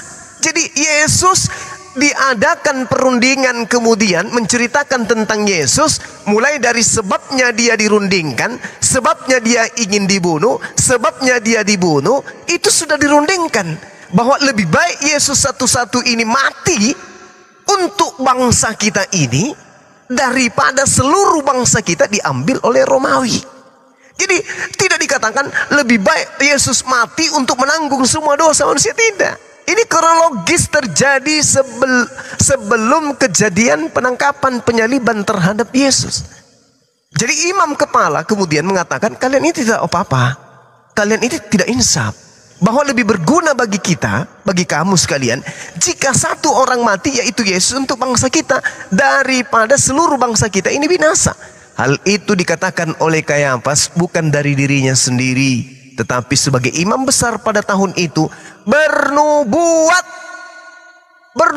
tahun itu juga. Jadi bukan nubuatan dari Yesaya, nubuatan dari Torah, nubuatan dari ini itu untuk Yesus disalib, tidak ada.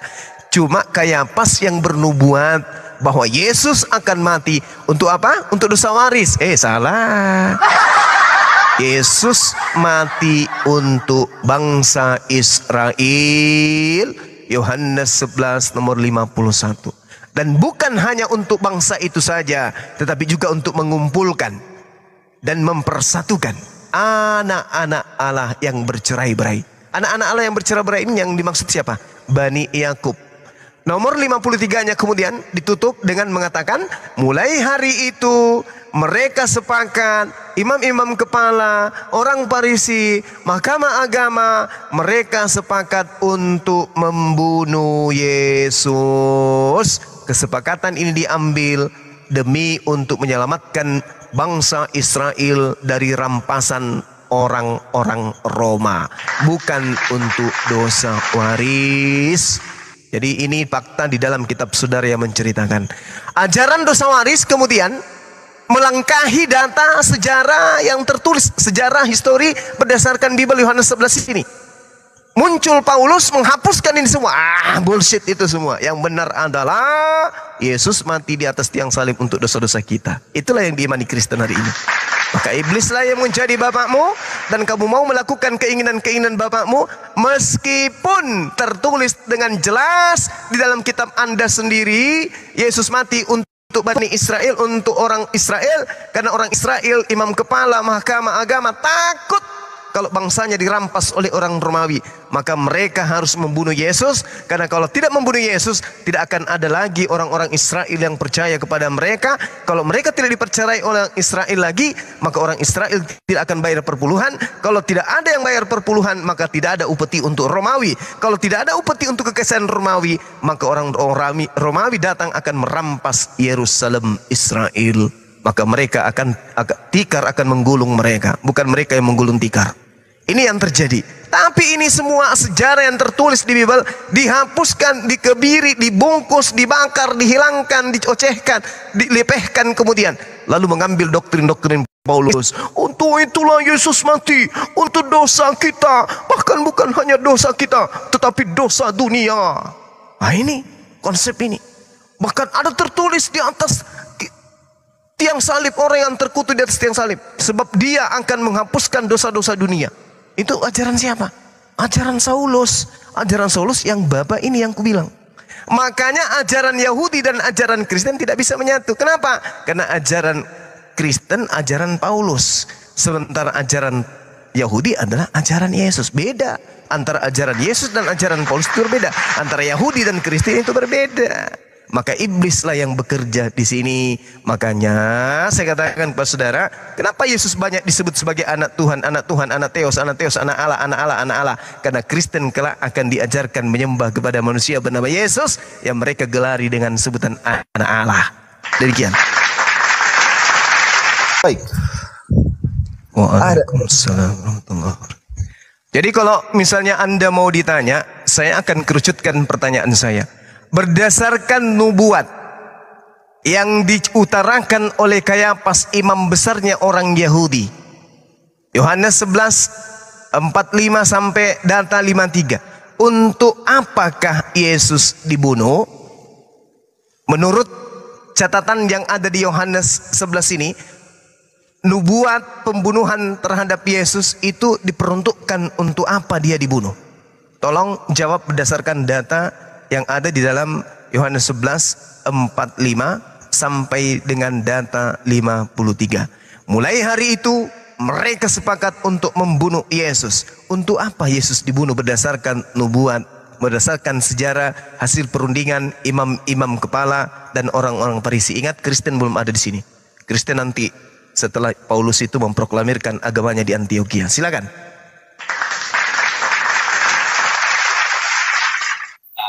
Kita ada yang lucu dari statement Bang Juma ini. Katanya dosa waris. Kami orang Kristen tidak pernah ada dengar dosa waris. Tapi dosa keturunan ada. Itu loh, dosa waris tidak pernah ada. Terus ada dosa lagi, raja kepada rakyatnya, ya kan? Bapak kepada anak. Jadi kalau dosa waris tidak ada gitu loh. Apakah ketika ada dosa waris maka ada berkat warisan? Gak mungkin. Itu tidak mungkin. Tetapi kalau berkat keturunan ada gitu loh. Salah satu buktinya adalah Abraham, ya kan? Abraham dikatakan anakmu akan menjadi seperti pasir di dasar laut. Ya betul, terjadi betul. Selain orang Israel, orang-orang yang percaya juga dikatakan kepada anak-anak Abraham. Nah, yang penting di sini dosa waris tidak pernah ada. Nah, terkait tentang kenapa Yesus itu dibunuh dan apa buktinya dalam kitab Yohanes itu. Sebelum kitab Yohanes juga sudah ada, Bang. Di kitab Yesaya dikatakan setelah anak domba itu akan dibawa ke pembantaian, dia akan menutup mulutnya. Di ayat selanjutnya dikatakan bahwa oleh bilur-bilurnya, ya, kamu telah sembuh. Itu masih di kitab Yesaya loh. Makanya diterangkan oleh si Petrus. Dia kan menginjil sama si Yakobus kan di dalam Yerusalem. Jadi dia istilahnya itu mendikte bahwa mereka itu telah membunuh Yesus ini. Tetapi si Paulus telah mengajarkan oleh penyaliban Yesus begini katanya. Di kitab Yohanes kan juga sudah ada tertulis loh. Ya kan? Nah, terkait dengan gini deh, biar saya persingkat. Kenapa Yesus itu disalib? Karena dia sudah dinubuatkan di kitab Nabi Yesaya gitu loh. Di awal nanti dia sebelum anak domba itu dikatakan disembelih menutup mulut. Di situ ada tertulis anak domba. Gitu loh, anak domba itu kan terkaitannya kepada Yesus karena nabi-nabi setelah Nabi Yesaya tidak ada disebutkan sebagai anak domba. Nanti juga di kitab Wahyu juga kan sudah dituliskan bahwa anak domba itu siapa. Apalagi nanti di Wahyu pasal 15. Nah, ada tadi statement abang ini yang lucu sebenarnya ya. Kenapa si Paulus mengajar tidak disunat katanya. Baca aja Bang di Kisah Para Rasul 15. Kenapa orang-orang Kristen yang di luar oleh bangsa Israel itu tidak disunat? Di situ sudah dijelaskan sebenarnya bahwa orang-orang yang di luar Israel itu kan tidak terpaut hukum Taurat gitu loh, tetapi mereka telah menerima Roh Kudus. Jadi hanya satu peraturan bagi mereka orang-orang Kristen yang di luar Israel. Itu jangan makan darah, itu aja. Jadi kalau dikatakan Paulus begini, sebenarnya tidak ada dalil yang menyatakan seperti itu, ya. Yang seperti narasi-narasi kalian tentang beranggapan buruk kepada si Paulus ini tidak ada. Terkait dengan dikatakan dia sebagai bapa, ya kan? Banyak pengajar-pengajar Kristus, ya kan? Karena memang pada saat itu di Korintus kan si Petrus juga ada datang, pengajar-pengajar yang lain juga ada, Timotius juga ada, si Barnabas, kawannya si Paulus, si Barnabas atau apa? Iya Barnabas. Nah itu kan pernah juga ke Korintus, ya kan banyak bapak-bapak, tapi dia akan mencanangkan dia pengajaran di Korintus ini, makanya sampai beberapa surat di dalam Korintus itu, karena memang adalah bapak mereka, karena orang rabi-rabi itu disebut sebagai bapak juga, itu loh. Nah pada saat itu, kenapa si Paulus menyatakan bahwa dia sepertinya, saya tahu perbedaan-perbedaan yang dikatakan abang atau kontradiksi tentang Paulus ini. Tetapi di Kisah Para Rasul 15 kan, di situ kan ada pertemuan antara Rasul-Rasul Allah, Rasul-Rasul Yesus ya, dengan Paulus. Apakah mereka menyangga atau mengatakan ajaran si Paulus ini kontradiksi pada saat pertemuan itu, konsili pertama di Yerusalem? Tidak ada mereka menyebut itu. Lalu kenapa Bang Zuma mengatakan bahwa si Paulus ini salah begini-begini? Ya kan? Padahal di Kisah Para Rasul 15 itu tidak ada kontradiksi antaranya mereka. Ketika mereka si Paulus contohnya mengajarkan ajaran sesat, ya, pasti si Petrus dan kawan-kawan itu mengatakan si Paulus itu sesat gitu loh. Karena si Petrus juga dalam sejarah pernah ke Korintus Bang, untuk melihat hasil pengembalaan si Paulus ini pernah. Timotius juga muridnya pernah ke situ, gitu loh. Jadi tidak ada yang dalil yang spesifik atau alasan yang spesifik yang menyatakan memang surat-suratnya paling banyak di Perjanjian Baru, tidak mungkin. Pengajarannya yang mengatakan bahwa Yesus Kristus itu adalah anak Allah, Tuhan yang hidup, itu aja pengajarannya. Jadi tidak ada yang salah tentang ajaran ini. Walaupun ada beberapa ceritanya hukum-hukum yang berbeda dengan orang Israel, yang memang betul. Ya kan? Karena mereka mengajarkan, si Paulus ini mengajarkan ya keselamatan itu kepada bangsa luar, tidak bangsa Israel, itu aja. Nah, lalu kenapa Yesus ini ya dikatakan bahwa penyalipan ini membawa berkat? Karena ada sudah tertulis dosa kita lah yang ditanggungnya. Gitu loh. Karena dia tidak pernah tidak bersalah gitu loh. Ini pernyataan iman pada saat itu. Bahkan Raja si bukti-buktinya aja ketika penyalipan dia kan mengatakan ya setelah Eli selamak sabatani, setelah dia mau meninggal sudah selesai. Karena memang nubuatan itu sudah selesai di kitab Nabi Yesaya itu bahwa anak domba itu harus disembelih. Gitu. Lanjut Bang. Jaringan saya merah lagi. Oke, baik. Ya silakan Dek Christian. Enggak, gue rendah. Nanya poinnya aja dari dia, gue rendah. Lanjut. Iya. Jadi pertanyaan saya tadi ya, yang di awal itu tidak kemudian disentuh ya. Nah, kalau berbicara mengenai Paulus ini, dosa waris Anda katakan itu tidak ada di dalam ajaran Kristen. Itu sesuatu hal yang kemudian secara nyata Anda ingin sembunyikan. Roma 5 nomor 12, sebab itu sama seperti dosa telah masuk ke dalam dunia oleh satu orang, dan oleh dosa itu juga maut. Demikianlah maut itu telah menjalar kepada semua orang, karena semua orang telah berbuat dosa. Ini apa maksudnya nih? Ini Adam yang berdosa menjalar ke semua orang, dan semua orang berbuat dosa. Ini dosa waris. Lalu kemudian kalau Anda mengatakan tidak ada dosa waris, ini dalilnya sudah ada, Roma 5:12. Itu dicatat, dipelajari, dikaji, ditelaah supaya bisa belajar lebih baik. Efesus 2:15, sebab dengan matinya Yesus sebagai manusia, Yesus telah membatalkan hukum Taurat dengan segala perintah dan ketetapannya, ketentuannya, untuk menciptakan keduanya menjadi satu manusia baru dalam dirinya, dan dengan itu mengadakan damai sejahtera. Ini Yesus membatalkan hukum Taurat. Ini untuk siapa? Untuk siapa Yesus membatalkan hukum Taurat ini? Kalau Anda mengatakan kami tidak lagi melakukan ini dan itu karena sudah dibatalin dan seterusnya. Ini hukum Taurat untuk siapa? Untuk Bani Israel kan? Dan kalaupun Yesus kemudian mati untuk membatalkan hukum Taurat dan segala perintah yang ada di dalamnya untuk orang Israel kan? Jadi yang ditebus dosa-dosanya di atas tiang salib oleh Yesus ini hanya untuk orang Israel kan? Lalu kalian di mana? Kalau sunat yang diperintahkan oleh Allah kemudian tidak berlaku bagi kalian oleh karena Paulus memang melarang, Galatia 5 nomor 2 ya, Yesus Kristus tidak berguna bagi Anda kalau Anda bersunat. Ini dalil yang kayak begini Paulus terima dari mana ini? Sedangkan Tuhannya murka kalau ada orang yang tidak bersunat. Paulus justru mengajarkan, ya kalau kau menyunat, Yesus Kristus tidak berguna. Ini maksudnya apa? Yesus Kristus adalah sang Bapa yang datang dalam rupa manusia. Bapa mengajarkan wajib hukumnya sunat. Bapa ketika datang sebagai manusia justru melarang sunat. Ini gimana ceritanya?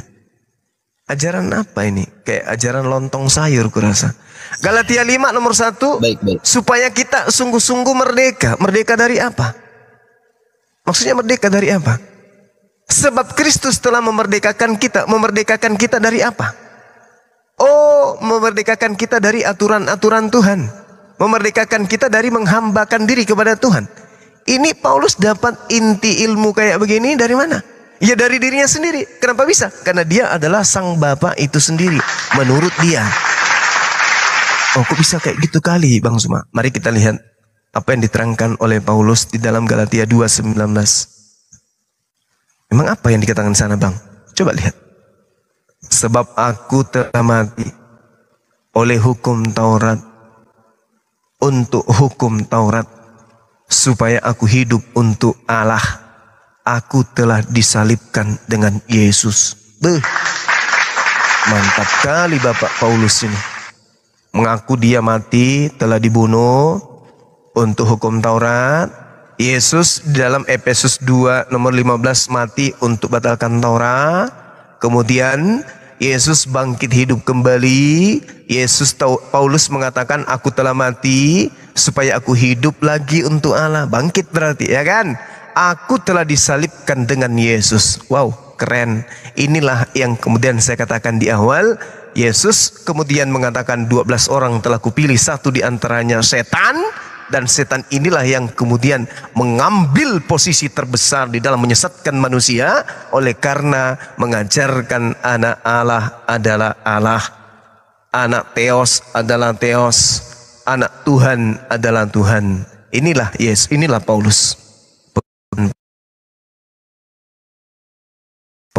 Tolong melihat orang-orang Yahudi, tokoh-tokoh Yahudi, rabi Yahudi, imam-imam Yahudi duduk, berdiri, baring bersama dengan orang Kristen dalam rumah ibadah, sama-sama menyembah Yesus. Kami rindu itu. Tapi ternyata sudah 2000 tahun kalian masih dianggap sebagai penyesat, kalian masih dianggap sebagai Abu Dasarah alias kafir oleh orang-orang yang lebih awal kemudian mengenal kitab suci, mengenal para nabi, mengenal Tuhan. Kemana pijakan Kristen sekarang? Kepatikan. Di sanalah Kristen pertama kali dibentuk berdasarkan dengan ketuhanan Yesus pada abad ketiga. Yesus dilantik menjadi Tuhan abad ketiga oleh Kekaisaran Romawi dan menjadikan agama Kristen itu sebagai agama resmi kerajaan. Demikian untuk sementara, silakan. Kalau teman-teman Muslim ada yang ingin menggantikan saya, silakan. Karena saya izin sejenak untuk melaksanakan kewajiban saya terhadap diri saya sendiri. Demikian. Terima kasih banyak. Ya, Children, silakan kamu tanggapi, Children. Bagaimana pendapat kamu? Begini, mulai dari mana dulu ya, panjang kali soalnya. Langsung ke poin. Langsung ke poin. Ya. Poin-poinnya, langsung poin utamanya. Enggak, soalnya apa mau dibilang langsung to the point aja pun sebenarnya salah, karena poin-poin yang harus dibahas juga banyak sebenarnya. Iya, salahnya itu di mana? Langsung ke poinnya saja. Itu dia. Sampai saya bingung karena, nih. Oke, Paulus aja dulu, Paulus. Yang disampaikan. Iya. Oke. Sebenarnya sampai karena yang disampaikan oleh sampai detik ini. Iya. Lanjut bang. Enggak, silakan saja. Karena dari tadi disampaikan Gurunda itu dengan data, jelas datanya. Jadi kalaupun ada yang tidak setuju menurut Anda, langsung kok di poin mana Anda tidak setuju. Nanti bisa ditanggapi sama Bang Dewa ini. Langsung kita lempar bola ke Bang Dewa nanti. Gini, katanya Yesus itu dilantik, katanya sebagai Tuhan. Gimana saya katakannya? Yesus dilantik sebagai Tuhan pada tahun sekian oleh oleh kaisar begini. Terjadi pun kan Yesus sudah menyatakan itu, gitu loh, bahwa aku adalah dan Bapa adalah satu, gitu loh. Bahwa akulah turun di antara awan-awan ke surga, kan ada juga saksi-saksinya yang melihat dia, gitu loh. Dan itu mengungkapkan dia bahwa Yohanes 1 ayat 1, Yohanes 1 ayat 14 dikatakan firman itu telah menjadi manusia dan firman itu adalah Allah. Jadi apa mau dibungkam di sini bahwa anak Allah itu adalah Elohim? Ya memang benar. Sesuai dalilnya itu. Karena inkarnasi firman itu Yesus sendiri, gitu loh. Makanya di dalam perjanjian lama yang perantara nabi-nabi itu tidak akan berbicara lagi. Karena firman itu yang telah menjadi manusia. Makanya di dalam Injil itu kan tentang pembicaraan Yesus sendiri, gitu. Paulus ini sudah saya katakan berulang kali, walaupun itu si Paulus diajarkan sesat atau bagaimana karena keterkaitan, karena dia mengajarkan Injil, dia disebut sebagai Bapa. Karena dia memang adalah bapak-bapak gereja, gitu loh. Apakah si Petrus bapak-bapak gereja karena tidak mengaku? Ya kan? Apakah semua orang-orang harus guru itu harus mengaku dia harus guru? Karena muridnya sudah mengenal dia, kan begitu. Jadi tidak ada seseorang pun ya yang guru yang sudah keluar SK-nya mengatakan kepada muridnya adalah guru. Kecuali lagi nongkrong apa profesi Anda? Ya jelas dia harus menunjukkan bahwa dia adalah guru begitu. Tetapi terhadap murid-muridnya apakah dia harus menyatakan bahwa dia adalah guru? Kan tidak mungkin, gitu loh. Nah, selanjutnya ya apa lagi ya? Mira lanjut aja Bang. Bingung kan? Bingung kan, makanya pelan-pelan dulu, santai. Children sekarang sudah kerja belum? Dibuka aja mic-nya, Children. Sudah. Sebagai karyawan ya? Sudah. Iya. Children itu bisa tahu punya bos itu dari siapa? Ya karena saya karyawannya, saya tahu bosnya siapa yang menggaji saya. Iya, karena kan dia bilang aku bos gitu loh, ya kan? Aku bosmu gitu loh. Gak mungkin kau itu ngatur aku karena aku yang bos gitu loh, ya kan? Nah itu dasar saja. Kita lempar bola ke Bang Dewa. Silakan ke Bang Dewa. Ayo. Ya, Dewa bingung ya, poin yang mesti ditanggapi itu apa. Sementara poin yang dibawakan sama Children itu semua nol sama sekali. Nah, gini aja, karena Bang Children itu tidak biasa untuk berdiskusi itu dengan panjang. Tadi Bang Children menyinggung mengenai soal kisah para Rasul 7 nomor 55. Tetapi Stefanus dengan penuh Roh Kudus menatap ke langit-langit lalu melihat kemuliaan Allah dan Yesus berdiri di sebelah kanan Allah. Dan di dalam Markus 14 nomor 62 di situ disebutkan, jawab Yesus, akulah dia dan kamu akan melihat anak manusia duduk di sebelah kanan Allah yang Maha Kuasa. Pertanyaan saya, antara Markus 62 dengan kisah para Rasul 7:55 yang menyatakan dia berdiri di sebelah kanan Allah, mana yang benar? Berdiri atau duduk? Silakan. Oke. Aduh, jaringan saya merah lagi. Tulisannya yang berbeda dan dalam data yang satu lagi dia katakan berdiri, itu kan sesuatu penglihatan, betul? Dan di Matius ini bukan penglihatan 1-2 orang, tapi banyak. Karena murid-murid Yesus itu melihat dia apakah dia berdiri, apakah dia duduk. Itu berbeda timer gitu loh. Kecuali kejadiannya sama, ada yang mengatakan dia duduk, ada yang mengatakan diri. Ya itu tidak wajar dong. Sesuai penglihatan. Baik, sebagai bahan analogi, ketika tolong di mute dulu ya. Aduh, ini baik. Ketika Bang Juma berdiri di sebelah kanan Bang Christian. Nah, sementara Bang Handi mengatakan, ada pendapat Bang Handi mengatakan Bang Juma bukan berdiri melainkan duduk. Ini bertentangan di dalam kisah para Rasul 7:55. Stefanus melihat ke langit-langit, melihat kemuliaan Allah dan Yesus berdiri di sebelah kanan Allah Bapa. Sedangkan penglihatan Markus di situ menyatakan kalau Yesus duduk di sebelah kanan Allah Bapa. Jadi ayat ini jelas bertentangan antara duduk sama berdiri, itu adalah sesuatu hal yang tidak sama, itu berbeda. Tetapi yang jelas di dalam ayat lain mengatakan kalau Yesus duduk selama-lamanya di sebelah kanan Allah Bapa. Jadi di sini ada yang namanya pertentangan antara kisah para Rasul 7:55, Markus sama Markus 14 nomor 62. Begitu ya. Dan tadi dia mengatakan aku dan Bapa adalah satu. Ini yang kita pertanyakan di sini, satu apa ketika ente mengatakan aku dan Bapa adalah satu? Sementara di dalam Wahyu 3 nomor 5, Yesus mengatakan di hadapan Bapa. Artinya itu adalah dua sosok oknum yang berbeda. Di dalam kisah para Rasul 7, 55 sampai 56 diulangi lagi di hadapan Bapa di hadapan Bapa di surga. Di dalam Markus 16 nomor 19, Yesus di sebelah kanan Allah Bapa. Ini dua oknum yang berbeda. Di dalam Yohanes 5 nomor 26, Bapa punya hidup sendiri dan Yesus punya hidup sendiri. Di dalam Wahyu 22 ayat 1 sampai 3, Bapa memiliki tahta dan Yesus memiliki tahta. Itu jelas dua orang di situ.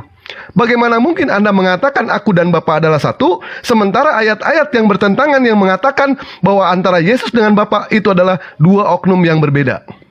Ya, silakan bantah ayat-ayat tadi yang saya sebutkan di dalam Wahyu 3 nomor 5, Kisah Para Rasul 7 55 56, Markus 16 nomor 19, Yohanes 5 nomor 26 dan Wahyu 22 nomor 1 sampai nomor 3. Silakan bantah ayat itu. Oke, begini ya, ada tadi narasi yang Bapak katakan ya, Yesus anak memiliki hidup sendiri dan Bapa memiliki hidup sendiri. Turun ke bumi, makanya memiliki hidup sendiri. Ini itu salah satunya bahwa ketika dia turun ke bumi, itu makanya ketika pembaptisan kan inilah anakku, kasih kepada dia adalah aku berkenan. Itu kan sudah sosok yang berbeda, gitu loh. Ada yang suara dari langit dan ada perbedaan hidup mereka. Tetapi yang menyatakan mereka aku adalah dan Bapa adalah satu, itu mengenai pekerjaan dan hakikat mereka. Oh, hakikat bukan. Jangan ini, jangan asumsi. Batinya sebenarnya bukan. Jangan asumsi, jangan asumsi sama kami. Kan kitab Yohanes dikatakan seperti ini. Iya, I know. Oke. Katakan, ya aku keluar dan datang dari Bapa gitu loh. Segala yang ku dengar itu yang ku sampaikan gitu loh. Ya kan? Nah, ketika dipecahkan ada lagi hukum yang lain toh yang mengatakan bahwa dikatakan ketika ditanya kepada Yesus ini, ya apa hukum yang pertama? Allah itu Esa. Ya kan? Loh, kenapa ada dua di Allah gitu loh. Dan makanya Yesus mengungkapkan bahwa aku dan Bapa adalah satu. Karena perkataan Allah itu yang menjadi firman. Ya, menjadi firman, firman itu menjadi manusia. Makanya nanti Bang, ya. Di Wahyu 21 ayat 7, ya. Bos. Tidak ada lagi sosok Yesus, sosok Allah tidak ada lagi. Di situ hanya ada sosok Allah saja. Maksud saya tidak ada sosok Yesus, sosok Allah, artinya pembagiannya tidak ada. Akhirnya dikatakan aku akan datang kedua kalinya. Itu tulisan merah itu. Yesus sendiri adalah Allah itu. Silakan lanjut. Yang kuat ya Bang Dewa. Enggak, begini loh. Tadi kan Dewa sudah memaparkan ayat-ayatnya. Tadi dia mengasumsikan aku dan Bapa adalah satu hakikat. Di mana dikatakan aku dan Bapa adalah satu hakikat. Kalau misalkan satu pekerjaan, itu kami setuju. Dan ketika ente mengatakan bahwa Yesus akan turun yang kedua kali, tetapi ente baca sendiri dalam Ibrani 10 nomor 12. Di dalam Ibrani 10 nomor 12 di situ disebutkan, tetapi ia hanya satu saja untuk selama-lamanya. Jadi jelas di sini Yesus itu lumpuh. Yesus itu tidak pernah yang namanya turun lagi ke dunia berdasarkan dari Ibrani 10 nomor 12, ya. Itu banyak ayat-ayat bertentangan yang menyatakan pernyataan ente mengatakan Yesus turun yang kedua kali, ternyata ayatnya jong. Dibantah dengan ayat Ibrani 10 nomor 12. Ketika ente mengatakan aku dan Bapa adalah satu, jelas itu adalah bukan satu hakikat ataupun satu oknum, tetapi itu adalah satu pekerjaan. Ayat-ayat disebutkan oleh Dewa di dalam Wahyu 3 nomor 5 di situ disebutkan di hadapan Bapa. Di dalam Kisah Para Rasul 7 nomor 55 disebutkan lagi di hadapan Bapa. Di dalam Markus 16 nomor 19 Yesus duduk di sebelah kanan Allah Bapa. Jadi itu adalah dua oknum. Di dalam Yohanes tadi yang beliau bahas, dalam Yohanes 5 nomor 26, Bapa punya kehidupan sendiri dan Yesus punya kehidupan sendiri. Jelas ini adalah dua oknum yang berbeda, di mana Yesus bisa menempatkan dirinya sebagai manusia dan Bapa adalah Tuhannya Yesus. Jadi begitu ya, Bang Cilden ya. Jangan mengatakan sekali lagi kepada kami kalau antara Yesus dan Bapa itu adalah satu hakikat. Tidak ada sama sekali pernyataan seperti itu. Itu adalah asumsi yang pendapat ente sendiri, bukan pengajaran dari Yesus, tetapi itu adalah pengajaran bapak-bapak gereja. Sementara di dalam kitab Keluaran 33 nomor 20, engkau tidak tahan memandang wajahku sebab tidak ada orang yang memandangku dapat hidup. Jelas, kalau ada orang yang memandang Tuhan, pasti semua akan binasa. Tetapi kenapa di dalam perjanjian baru, ketika yang namanya Tuhan menyatakan diri, malah Tuhannya yang hancur, malah Tuhan yang binasa. Sementara di dalam perjanjian lama mengatakan, Keluaran 33 nomor 20, engkau tidak sanggup memandangku. Jadi siapa saja yang melihat Allah, siapa saja yang melihat Tuhan, tentu akan binasa. Sementara datang perjanjian baru yang mengatakan, datang perjanjian baru ketika melihat Tuhan, malah Tuhan yang binasa. Ini kebalik ajarannya, ya, kebalik. Begitu ya. Silakan. Mungkin Bang Jerry mau menanggapi Bang Aprokipa? Ini Bang, aku menanggapi dulu. Apa yang mau ente tanggapi? Ente lawan katakan sendiri. Ya, satu pekerjaan itu oke lah, tetapi satu semua itu berdasar ada landasannya Bang. Aku tadi lupa ayatnya tapi isinya aku tahu.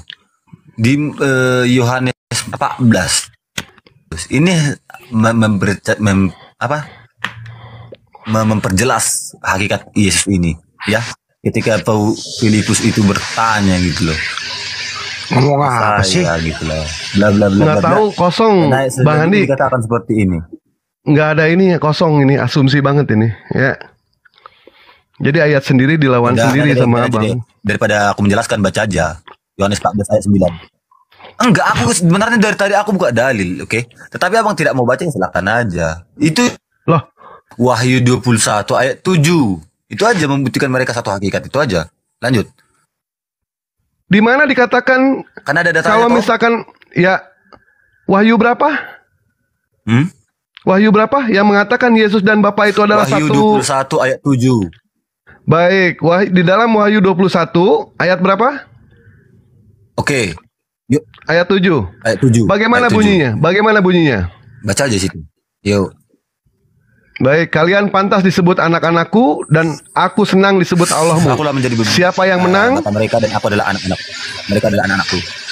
Ya, kalian pantas disebut anak-anakku dan aku senang disebut Allahmu. Siapa yang menang, dia akan mewarisi segala sesuatu dan aku akan menjadi Elohim baginya dan dia akan menjadi anak bagiku. Di mana dikatakan Yesus dan Bapa itu satu hakikat?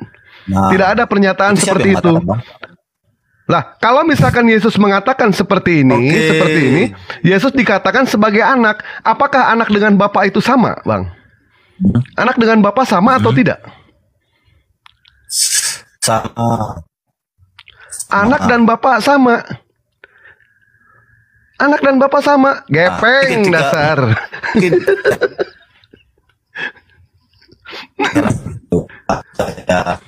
Yohanes 11 itu ada itu menyatakan hakikat sama. Sakit, orangnya sakit, ya udah. Itu ada dalil.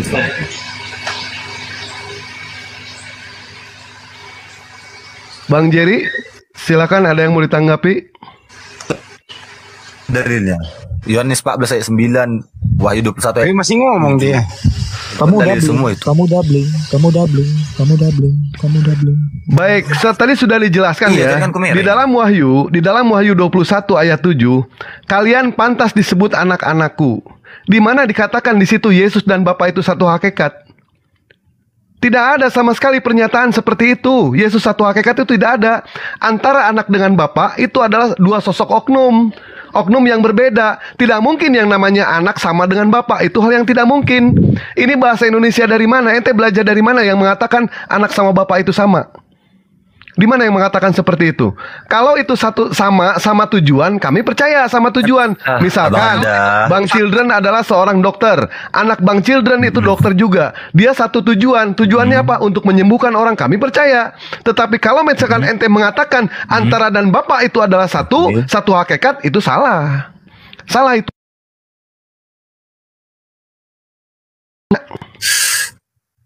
Gini, dengar ya baik-baik ya, dengar ya Bang Dewa ya. Sudah saya katakan tadi kepada Bang Juma. Oke. Sudah saya katakan. Children doubling. Children doubling. Oke, aman. Belum aman. Aduh. Barakallah Pak Gali. Makasih banyak Pak Gali. Coba turun dulu. Cik. Udah aman? Belum aman. Oke, ho. Coba turun dulu.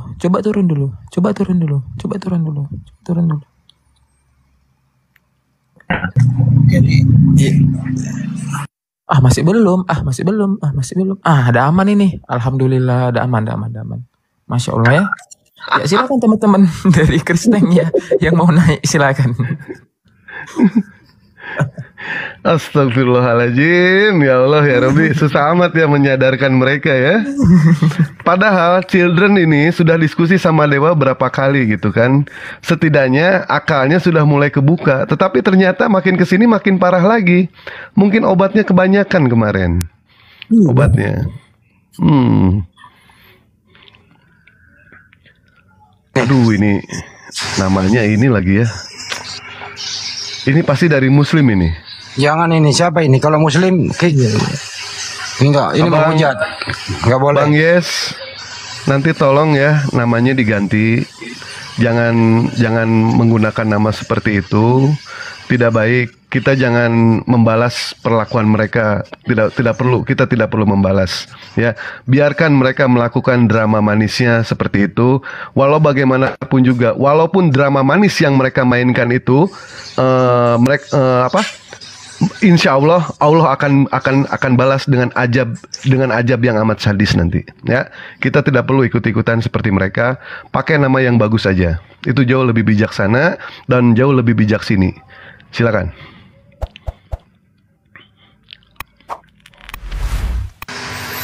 Betul itu, janganlah pakai nama-nama yang aneh-aneh.